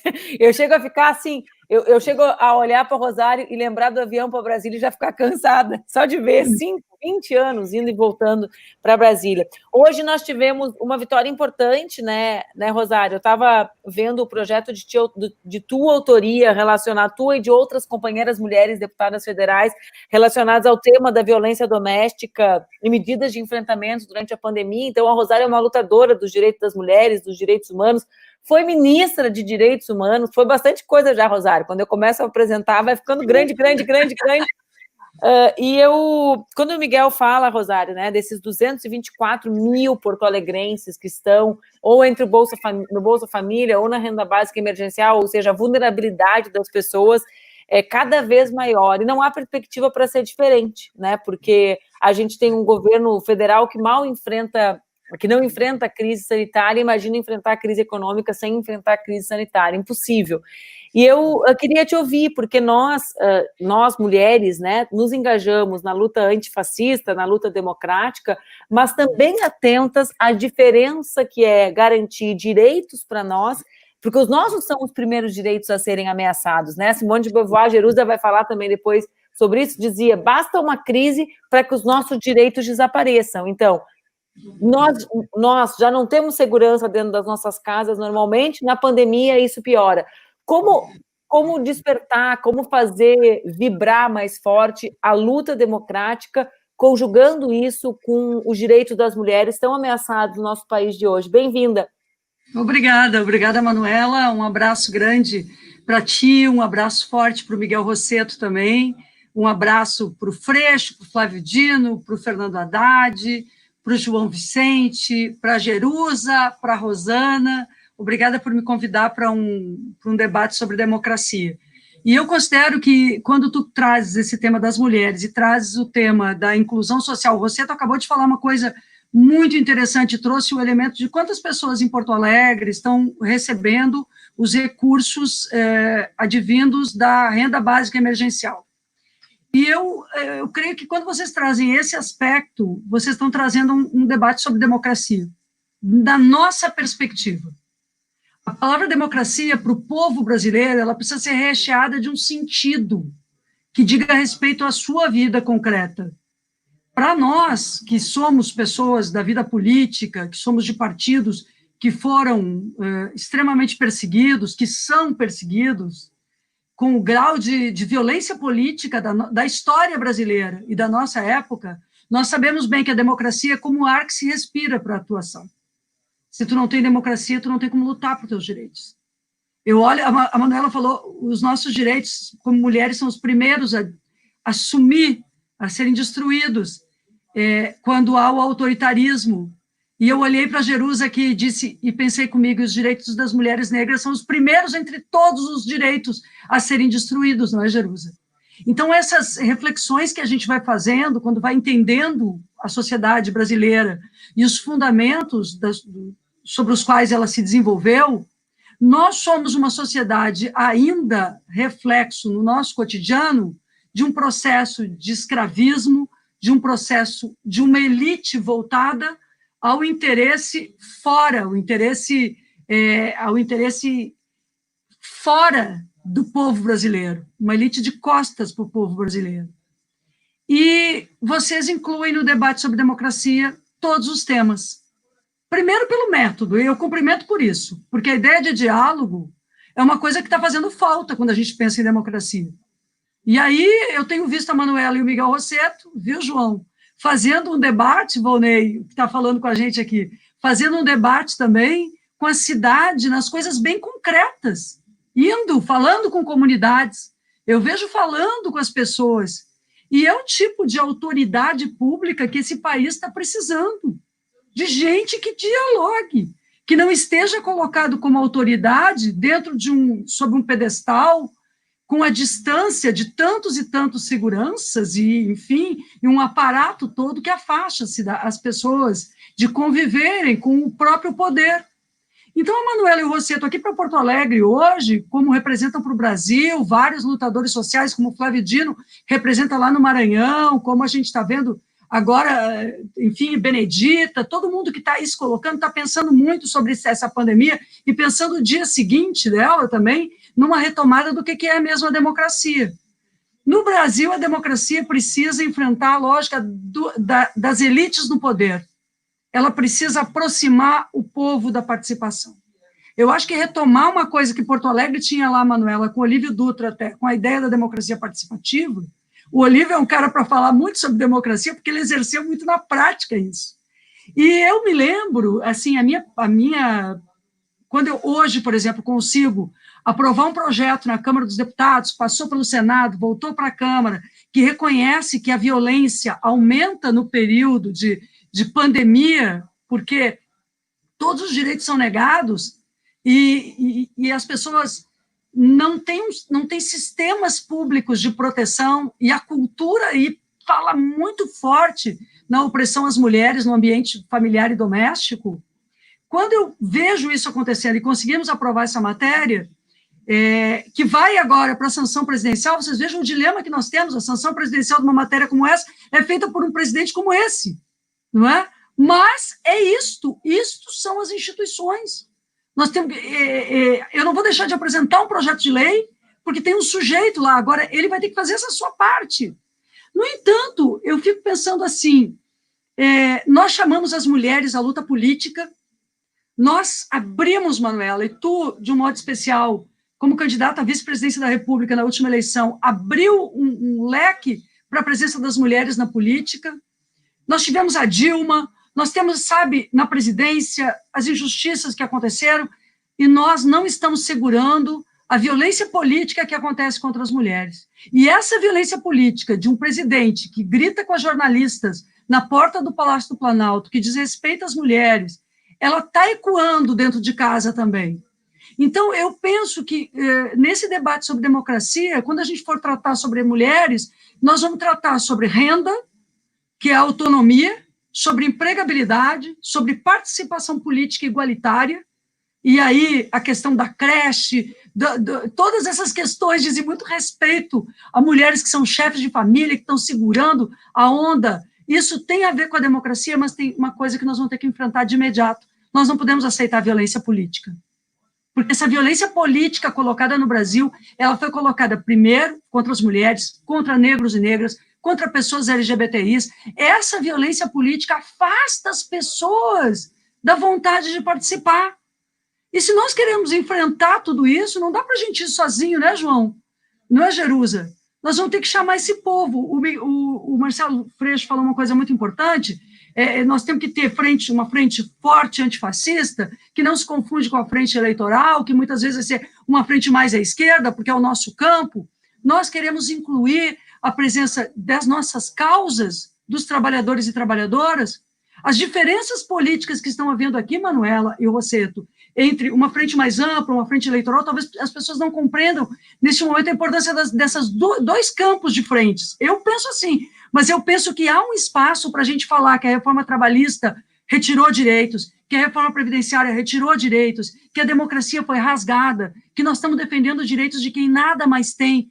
Agora, há um espaço também que nós vamos ter que reconstruir de participação, de que participar da política é algo que é o que vai mudar a política no final das contas. Não adianta fazer uma frente entre todos nós, João, eu te digo assim, do fundo do coração, a frente entre todos nós, ela é maravilhosa, ela é fundamental nas instituições políticas. Nós temos que ter essa frente, tipo diretas, com o palanque, mas se não tiver o povo na rua, e esse povo não está na rua hoje porque tem a pandemia, Eu tenho certeza absoluta que se nós não tivéssemos num período de mortes e de pandemia, nós teríamos milhões de pessoas nas ruas defendendo a democracia. Então, eu digo para vocês, e concluo dizendo o seguinte, acho que nós vamos ter que apoiar todos os movimentos que sejam pela democracia. Todos. Quem quiser lutar pela democracia, estamos juntos. Mas nós, como trabalhadores e trabalhadoras, essa classe que a gente representa, essas causas que nós vamos colocar as nossas causas. Se aqueles que não tiverem tanta proximidade com elas, vão colocar outras questões. Vamos ter coesão na questão democrática, que é essencial. Derrotar um fascista é o que nós precisamos nesse momento. Mas nós já estamos pensando também no dia seguinte. Nós queremos derrotar um fascista e retomar uma pauta, uma agenda de defesa de direitos que nos recupere uma condição melhor para o povo brasileiro, derrotando junto o neoliberalismo na sua expressão mais terrível, que é a diminuição dos serviços públicos, o abandono que cai, sobretudo, sobre as mulheres. Então, fico muito feliz de participar do debate aqui com vocês, de falar que democracia tem a ver, sim, com essas pessoas que estão recebendo essa renda básica, mas que essa democracia agora também passa por estender essa renda básica, Miguel, porque também não dá para as pessoas acharem que foi o Bolsonaro que conseguiu estabelecer esses R$600. Então, tem um trabalho também de divulgação do que a gente faz, se não fosse a esquerda deste país, e quem luta pela democracia, não seria R$600, talvez fosse 200, talvez fosse 200, e iria acabar agora. E nós estamos ampliando isso e lutando para que esse povo tenha não só isso, mas muito mais, que é garantir dignidade. E derrote a ditadura, que eu acho que eles não vão decretar uma ditadura, mas eles estão... A ditadura existe todos os dias. É isso que eu tenho visto por aí. Bom, Manuela, obrigada aí pela oportunidade do diálogo com essa gente boa. Prazer estar de novo, João, aí também, e a turma com a qual a gente admira e luta sempre.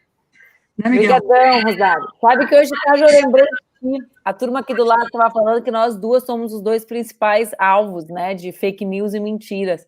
E hoje de tarde eu tive uma audiência no crime com uma das pessoas mentirosas, e aí o Rosseto me perguntou como é que foi, eu digo, foi que eu não aguento as vozes que fazem na frente do juiz, quando vai para a frente do juiz, fazem uma voz, eu não sabia, claro que eu me retrato, né? Então as pessoas que destroem, que tentam destruir as nossas vidas, e hoje lá, quando eu consegui a retratação, né, consegui o acordo, eu lembrei de ti, a nossa luta, né, para que o judiciário também enxergue as agressões e a violência política como violência política, né, porque é um sistema que precisa acordar por que acontece no nosso país, né, não é só uma ou outra pessoa, preciso fazer com que o Brasil acorde, porque é o significado disso que tu coloca, violência política, e o quanto a violência política faz com que pessoas, homens e mulheres, não se engajem, né, por receio, por temor, por temer pelas próprias vidas. Então, eu sempre gosto de falar sobre isso para ser solidária com a Rosário em público, porque as pessoas, a gente tira a força da convicção, né, Rosário, para seguir adiante. Eu tenho muito orgulho de ver a forma como tu enfrentaste isso tudo no último período.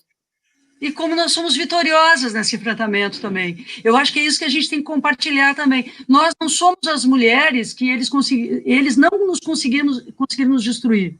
Nem como mulheres, nem como representação pública. Então, que as mulheres que possam estar nos assistindo saibam que vale a pena lutar, porque nós também não nos deixamos destruir por todas. Eu acho que é um pouco isso. Por todas e com todas, né? Porque nós também fomos abraçadas por outras, exatamente. É isso mesmo. Parabéns, Rosário. Bacana. Obrigada, Rosário. Jerusa, eu vou te deixar por último para tu ficar aqui com a gente até o fim, viu? Não vai ter... não tem noite mesmo, né, Miguel? É véspera de feriado, mas a juventude tem que ficar em casa. Não, eu ia dizer que a gente estava atrapalhando a noite da nossa juventude, e eu não gosto disso, né, João Vicente? Porque a juventude... Eu também gostava de fazer uma festa quando eu tinha idade da Jerusa. Mas é cedo, né, Jerusa? 7h30, está cedo ainda, né, querida? Ela vai ficar... Que idade tu tá, Jerusa? Eu fiz 20 semana passada. Fiz 20, parabéns. Com 20 eu ainda gostava de festa, não tem problema, eu gostava de festa. Mas tá cedo ainda. Tá cedo ainda. Miguel Rosseto tá entendendo, ele falou que estava cedo ainda, eu para mim já tá quase tarde, com 8h30, ó.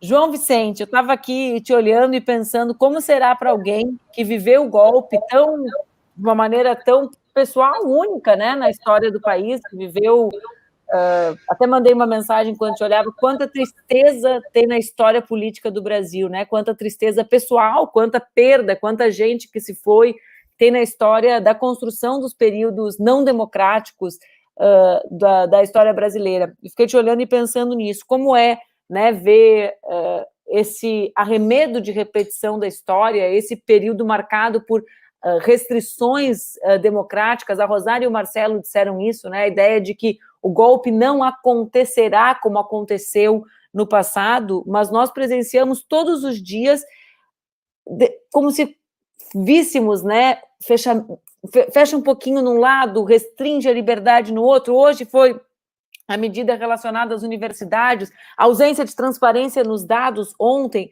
a violência política permanente, a perseguição aos adversários políticos, o comando da PF centralizado, sabe-se lá para quê, né? Para perseguir adversários, muito provavelmente, como disse aquela deputada.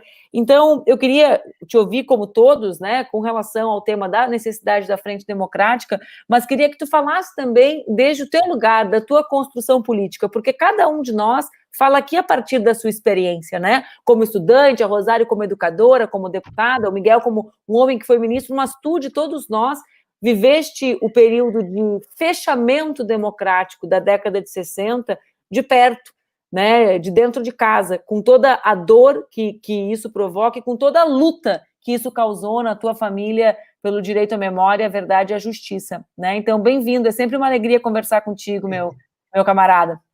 Muito obrigado. Eu queria, Manu e o Rosseto, agradecer essa participação, que eu acho que é muito importante. Nossa Porto Alegre aí hoje vai estar, principalmente nessas eleições municipais, eu acho que vai estar no centro e vocês vão ser grandes vitoriosos aí nessa eleição para unir mais esse processo que nós todos temos em mente de fazer essa frente, de fazer essa união em torno da vida, em torno da democracia, principalmente nesse momento, né? Nesse momento do Brasil tão difícil e tão triste, né? Nós estamos aí, sem dúvida, num momento de relações humanas muito difíceis. Pandemia. Eu posso dizer a vocês, sinceramente, que nós estamos diante de uma dilaceração emocional e até espiritual dentro desse momento no Brasil, diante de... Amanhã, talvez, a gente passe o número de 40 mil mortos, são 40 mil famílias sofrendo, e mais ainda nesse estado de coisas dirigidas aí por um líder com uma demência emocional que não cabe, não houve em qualquer lugar. Eu acho que nem dos ditadores de 64 para frente, de tanto ódio, de tanta má vontade contra o povo brasileiro. Ele é um ser das trevas, eu estou achando que ele é um ser das trevas, nós só estamos vendo ele querer montar armas, luta, o ódio. Eu acho que o que foi impedido em 64, não é, com a renúncia da resistência que o Jango teve de sair para não provocar uma resistência entre brasileiros, eu acho que hoje nós estamos vendo algo parecido. Eu tenho algumas coisas que me surpreendem muito, como esse Jefferson, condenado, que ficou com a sigla do PTB, uma sigla nacionalista de Getúlio, de Jango, de Brizola, ir para uma live e propor armar as milícias para tensionar o Brasil, para ir contra aqueles que, como nós, temos, todos nós, essa tradição de luta. Hoje ser de esquerda é ser terrorista, é ser... Nós que somos, ao contrário, as peças que estamos lutando por uma humanidade e por um país que nós temos obrigação de devolver aos brasileiros a esperança, a luta pelos direitos sociais, a luta por direitos humanos, inclusive, porque nós estamos vendo o Brasil hoje sendo destruído praticamente na sua economia, na sua cultura, enfim, nas suas mais básicas valores de soberania brasileira. Então, eu acho que nós devemos ter a presença, ligando isso a 64, que nós estamos vendo o aparelhamento do Estado. Isso aconteceu em 64, o aparelhamento do Estado, as ações encobertas que esteve naquele momento, ou seja, que desestabilizaram a democracia. Nós vimos isso contra a presidente Dilma em 16, já tínhamos visto no Paraguai e não nos atentamos a como esse modelo desse golpe que vários, eu acho que foi o Freixo, que o golpe talvez não seja nos modelos de 64, eles não precisam mais, eles estão aí, claro que em termos ilegais, mas foram eleitos por esse modelo político e democrático que nós temos. Eu acho, sinceramente, que nós devemos ter uma estratégia política, e gostei muito dessa diferenciação no que é uma frente pela vida e pela democracia e o que serão as nossas estratégias eleitorais para 2022. Mas o importante é dizer que nós temos que chegar em 2022. E para isto, para chegar em 2022, eu acredito que nós temos que dividir, no meu entendimento, a questão em 3 etapas. Ou seja, nós temos que manter essa correlação de forças que está se igualando hoje nas redes que a Manu bem conhece, e de todas as formas tentar segurar esse ímpeto fascista do Bolsonaro, seja com as ações propostas, existem mais de 30 pedidos de impeachment hoje já protocolados no Congresso Nacional. Nós devemos fortalecer, eu acho, essa atuação federativa dos governadores. Eu acho que isso foi e é importante nesta conservação, nesta proposta de chegarmos a 22 disputando os espaços que são abertos, sejam eles nessa disputa jurídica, nessa disputa institucional, né? Porque temos visto aí, ontem mesmo, anulação de 300 anistias dos cabos e sargentos ligadas ao STF, mas isso vai continuar à medida, como disse esse derrubador da Amazônia, o ministro Salles, eles querem ir passando a boiada e aos poucos eles vão destruindo o sistema institucional. Então, eu acho que essas 3 etapas são diferentes mesmo. Primeiro, a constituição de uma frente com todos aqueles que querem preservar a vida, querem preservar a democracia, e fazer a frente ampla nesse sentido. Primeiro, não falar na questão eleitoral de 2022, e aí contarmos com todas as forças de esquerda, de extrema esquerda, de centro-direita, e por que não até de democratas da direita, porque nós lá na época do exílio, nós fizemos aliança até com o diabo. A Frente Ampla foi feita com Lacerda, Juscelino, Jango. Então, nós temos que ter essa consciência que temos que dividir esta etapa de luta em 2 momentos diferentes. Uma é a construção da Frente Ampla pela vida, pela democracia, e a segunda é chegarmos a 22 e aí cada um discutir a sua estratégia eleitoral, as suas coligações, enfim, nacionais. Mas temos que ter sempre presente que o Brasil sofreu muito e sofre ainda com essa degradação paulatina de nossa democracia. Eu acho que se a gente conseguir chegar à eleição de 22, não seria nada inoportuno assim que o novo governo assumir, que eu acho que nós temos que lutar por uma união democrática para derrubar Bolsonaro, imediatamente convocar uma nova constituinte. Eu acho que a nossa democracia representativa, a nossa Constituição de 88, ela teve uma série de falhas nesse sentido, tanto é que nós vemos aí bancadas que não são interesse do povo brasileiro. É a bancada da bala, do boi, a bancada da Bíblia, enfim, todo esse tipo de acesso ao parlamento, e com raras exceções, é claro, mas nós temos que tirar uma democracia onde os movimentos participem mais, onde os sindicatos participem nas decisões orçamentárias, nas decisões políticas de uma nova Constituição. Eu me lembro, a Maria do Rosário deve lembrar também, que a Dilma tentou, em certo momento, aprovar, eu acho que foi em 2013, uma medida provisória nesse sentido, que foi muito combatida.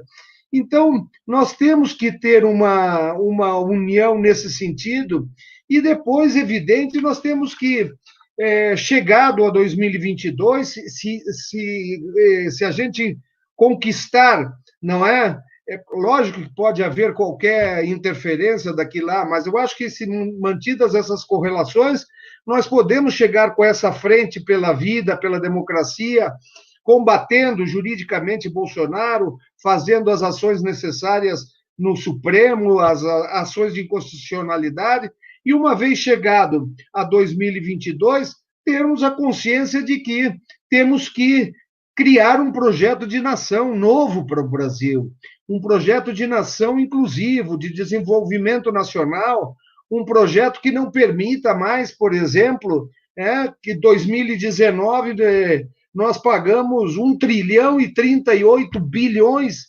só da dívida pública. Getúlio fez, no seu governo, ele fez a moratória da dívida. Nós temos que auditar a dívida pública e fazer uma moratória. Esse sistema financeiro rentista já ganhou demais. Eu acho que prorrogar por 3 anos o final da dívida seria uma conquista para todos os brasileiros. Nós pagamos, em 2019, 285 bilhões de juros e 753 bilhões de amortização. Então, nós temos que criar, chegando a 2022, uma segunda etapa eleitoral. E aí, claro, que cada um, nós temos que sentar na mesa, ver as nossas diferenças em cima da proposta eleitoral, mas tentar construir um projeto de nação que seja inclusivo do povo brasileiro.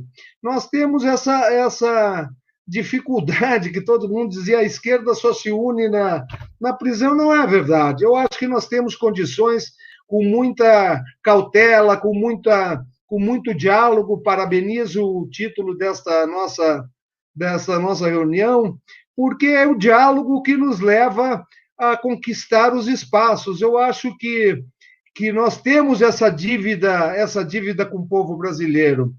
Então, eu acho que, para terminar, dizer a todos aqui que participaram, gostei muito, inclusive, das posições aí do Rosseto, da Maria do Rosário, não é, que são do Partido dos Trabalhadores, essa disposição de enfrentar essa frente ampla, nem que seja nessa primeira etapa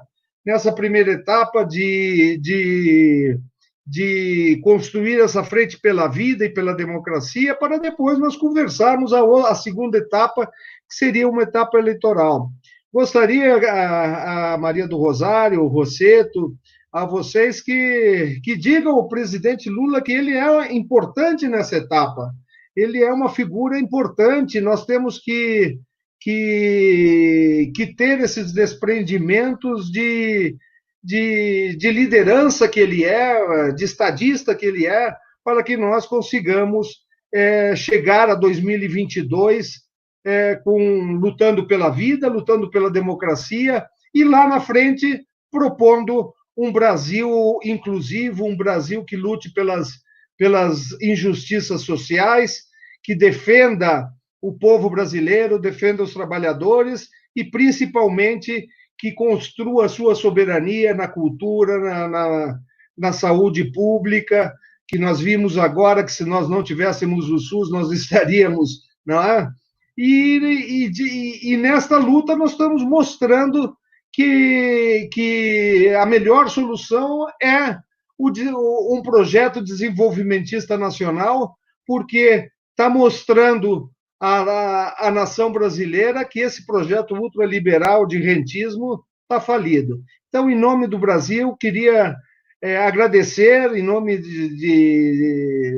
da união, né, da luta pela vida e da democracia, agradecer esse grande convite, Manuela e Rosseto, que vocês nos fizeram para que aqui possamos estar e trazendo um pouco de nossa experiência do exílio, das lutas políticas e dizer que temos que lutar, porque os atores de 64 são os mesmos atores que hoje estão. O modelo de golpe que eles estão tentando implantar que é diferente.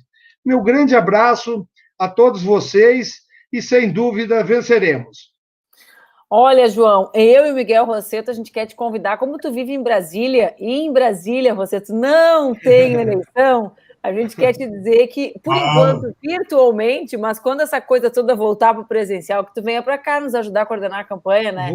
Eu já falei até com o Márcio que eu vou para aí uns 2 meses antes. Tá?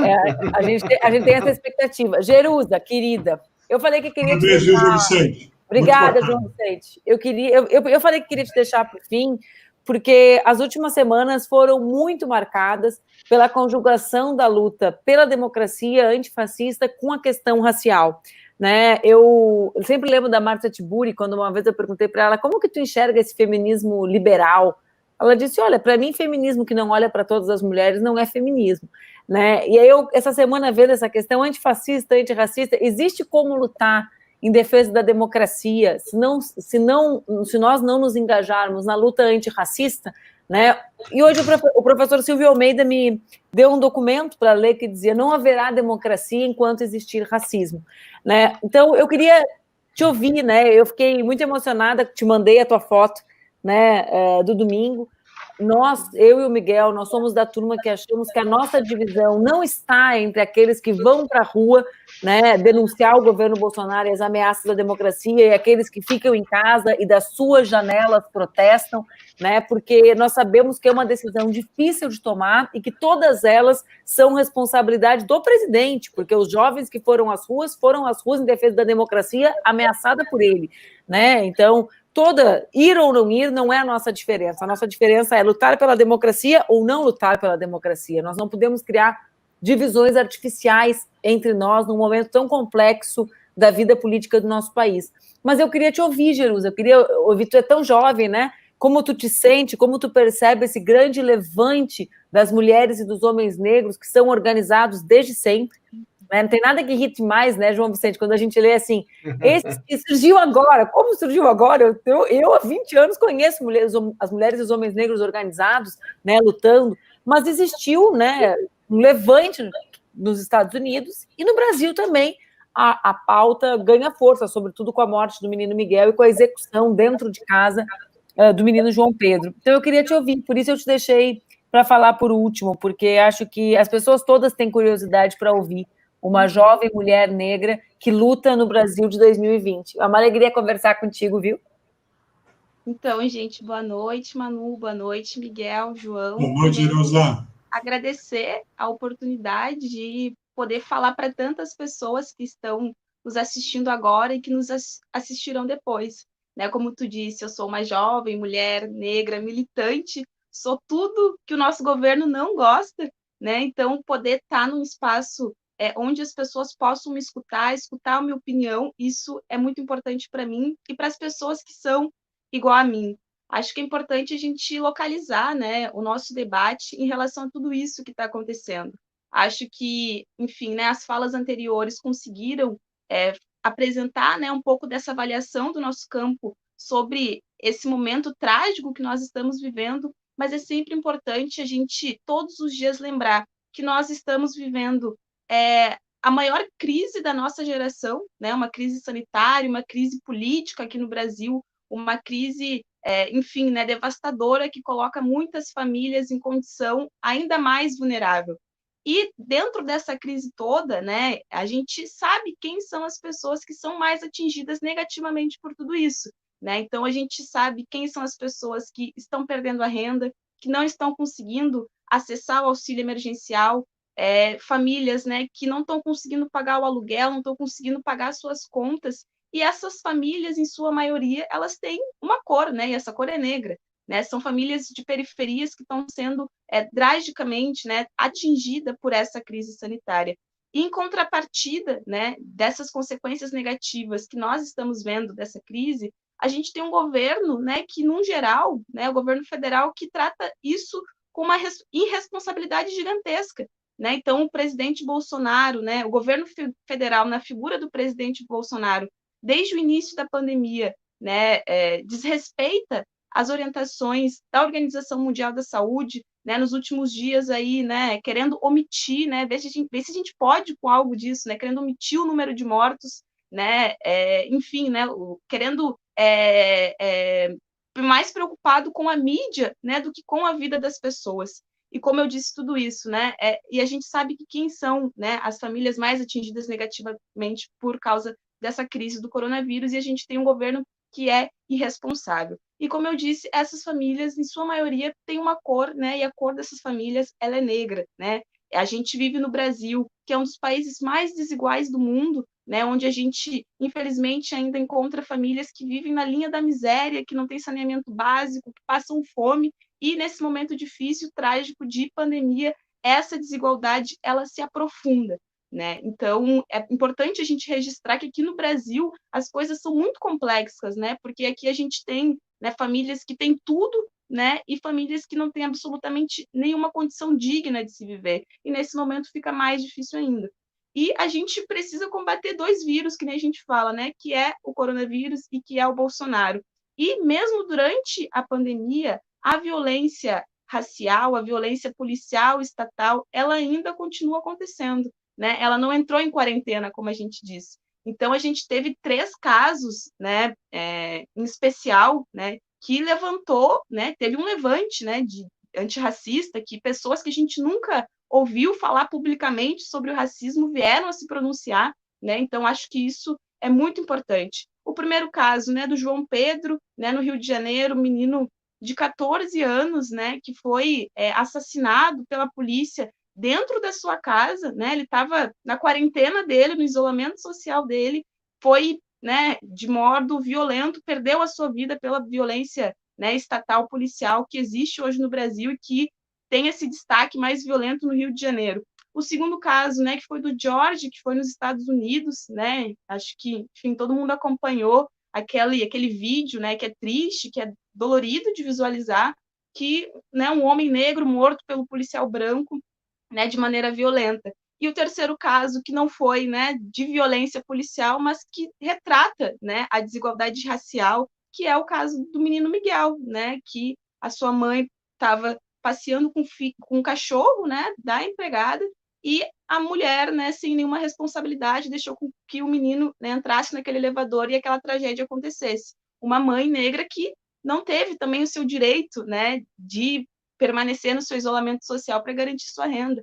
E isso retrata, né, gente, essa violência, né, que o nosso povo, né, sofre pela cor da sua pele e pela sua origem, né, de raça. E esses 3 casos em especial levantou, né, acho que, né, um caso mais destacado nos Estados Unidos, que lá, né, o movimento negro, enfim, né, se organiza de uma maneira mais radical, na minha opinião, né? E teve todo esse levante nos Estados Unidos e no mundo, né? Então, é bem importante isso, né? E não existe essa contradição, né? Como tu colocou, Manu, entre a luta antirracista, né? A luta antifascista e a luta, né, contra o coronavírus, né? As pessoas que saíram às ruas, elas também não querem, na verdade, né, ser contaminadas pelo coronavírus e não querem que a sua família e seus conhecidos também não. Mas chegou um momento, né, que para essas pessoas, para nós, é um limite, né? A gente vê vendo esses casos, né, na televisão, no nosso celular, isso para nós é revoltante, né? Então, toda a violência, né, incitação de ódio no Brasil, nos Estados Unidos, que a desigualdade também existe lá, chega um momento que basta, né? E mesmo com o risco do coronavírus, a gente precisa estar se arriscando ainda mais, né, para se manifestar, para lutar contra tudo isso. Então, a nossa luta, ao ir para as ruas, também é pela vida, né? Porque a população negra, ela continua morrendo por ser negra mesmo na pandemia. Então, para nós, é bem grave esse momento, né? E eu fico revoltada, né? Eu sou uma jovem militante, eu acho que quem não está revoltada com todas essas coisas que estão acontecendo, não estão conseguindo visualizar, né? Em especial aqui no Brasil, assim, né? Toda essa ameaça de ódio, né? Fascista, né? Manifestações com características neonazistas, né? Então a gente vê grupelhos se manifestando, pedindo o fechamento do Congresso Nacional, né? Se manifestando pelo direito, para não ter o direito de se manifestar. Então, isso tudo é muito grave, né? E eu, particularmente, tenho receio, né? Porque a gente vê pessoas se manifestando porque ela tem ódio a mim, né? Então, tu vê as pessoas saindo para as ruas com essas características. Então, tudo isso é muito grave e a gente precisa se manifestar, né? As manifestações nas ruas do nosso campo, das pessoas, né? Que, enfim, defendem a democracia, defende, né, o avanço social. As manifestações, elas são justas, né? As nossas pautas são justas. Não podemos deixar que o Bolsonaro, né, continue ameaçando a nossa vida. E Manu, né, Miguel, se vocês me permitem, acho que é importante a gente falar aqui também, né, sobre a MP, que, enfim, né, foi comentado por cima pelos outros companheiros que estavam aqui conosco, mas eu acho que é importante a gente ressaltar, né, e falar o que isso significa. Né? Nós temos hoje, né, um governo federal que né, inclusive antes de se eleger, né, Bolsonaro já demonstrava quem ele era, mas agora no poder, desde o início, demonstra esse descaso, né, enfim, né, essa não disposição de investir na educação, e muito pelo contrário, né, tem esse objetivo de fazer com que a educação no Brasil não seja para todos e que seja do modo que ele quer, né, não participativa, não inclusiva. E nós tivemos, né, na calada da noite, né, o lançamento dessa medida provisória que permite, né, que o nosso ministro da Educação possa, durante a pandemia, nomear interventores nas universidades e institutos federais.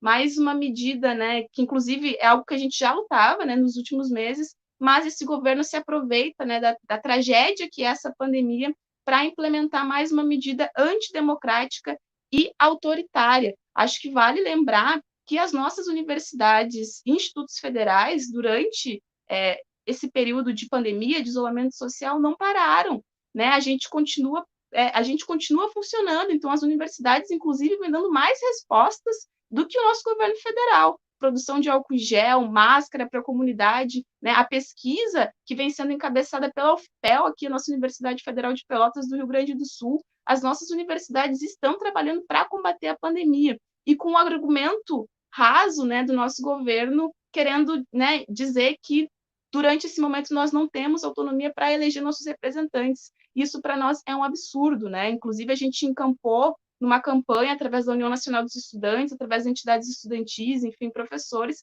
para que essa MP, para que o Congresso Nacional devolva essa medida provisória, né, para que a gente não precise, né, não se arrisque e deixe essa medida vigorar por 120 dias, porque a gente não sabe, né, o que pode acontecer nas nossas universidades federais do Brasil. Então, enfim, né, acho que denunciar tudo isso, não deixar com que as nossas instituições, né, percam a sua autonomia. Inclusive, né, até é uma medida inconstitucional, né, o nosso artigo 207 garante a autonomia das instituições públicas e esse governo quer ameaçar.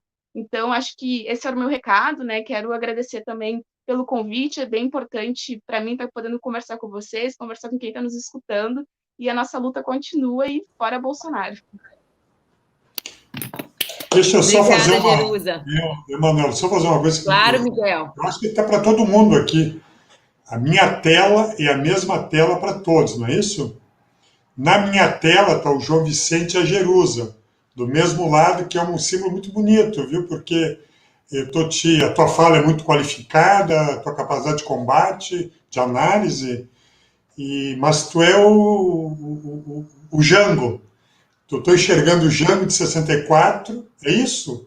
E a Jerusa, jovem, mulher, negra, com essa energia extraordinária, que é um pouco a expressão da nossa história de luta, de resistência, né? Que nós estamos vivendo aqui. E eu acho que o Jerusa, Zé Vicente, Manuela, todos vocês. Eu acho que uma grande e dolorosa aprendizado para todos nós, que vivemos o ciclo democrático, pós-ditadura, que enfrentamos a ditadura, né? Que perdemos as eleições diretas, para um colégio eleitoral, que perdemos uma constituinte exclusiva e fomos para uma constituinte congressual, mesmo na constituinte congressual, quando um espaço de democracia e de participação foi conquistado, a força popular, né, a presença popular, mesmo com aquela restrição da Constituição de 88, criou essa Constituição referência para todos nós. O que eu quero só dizer aqui, encerrando aqui, que esse espaço tão bonito, viu, Manuel? De lideranças fortes, enxergamos a indignação, o compromisso com a democracia, com as liberdades e com a justiça social e com a igualdade. É verdade dizer que não tem democracia com racismo, é verdade dizer que não tem democracia com esse padrão de violência contra as mulheres, é verdade dizer que não tem democracia com essa exclusão social e com essa desigualdade monstruosa que cresce no país.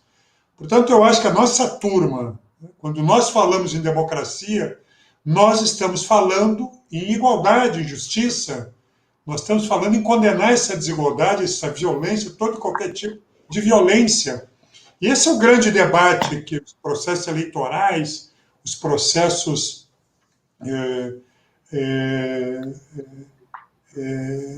políticos, né, eu diria assim, vão nos exigir nesses próximos tempos, né? Nesses próximos meses, a resistência ao Bolsonaro, o processo de pensar as nossas cidades, de incluir um amplo debate participativo. Eu queria cumprimentar todos vocês, viu? Eu acho que foi um diálogo muito positivo, muito. Eu acho que o que vocês trazem é reflexão, aprendizado, e trazem uma esperança muito grande.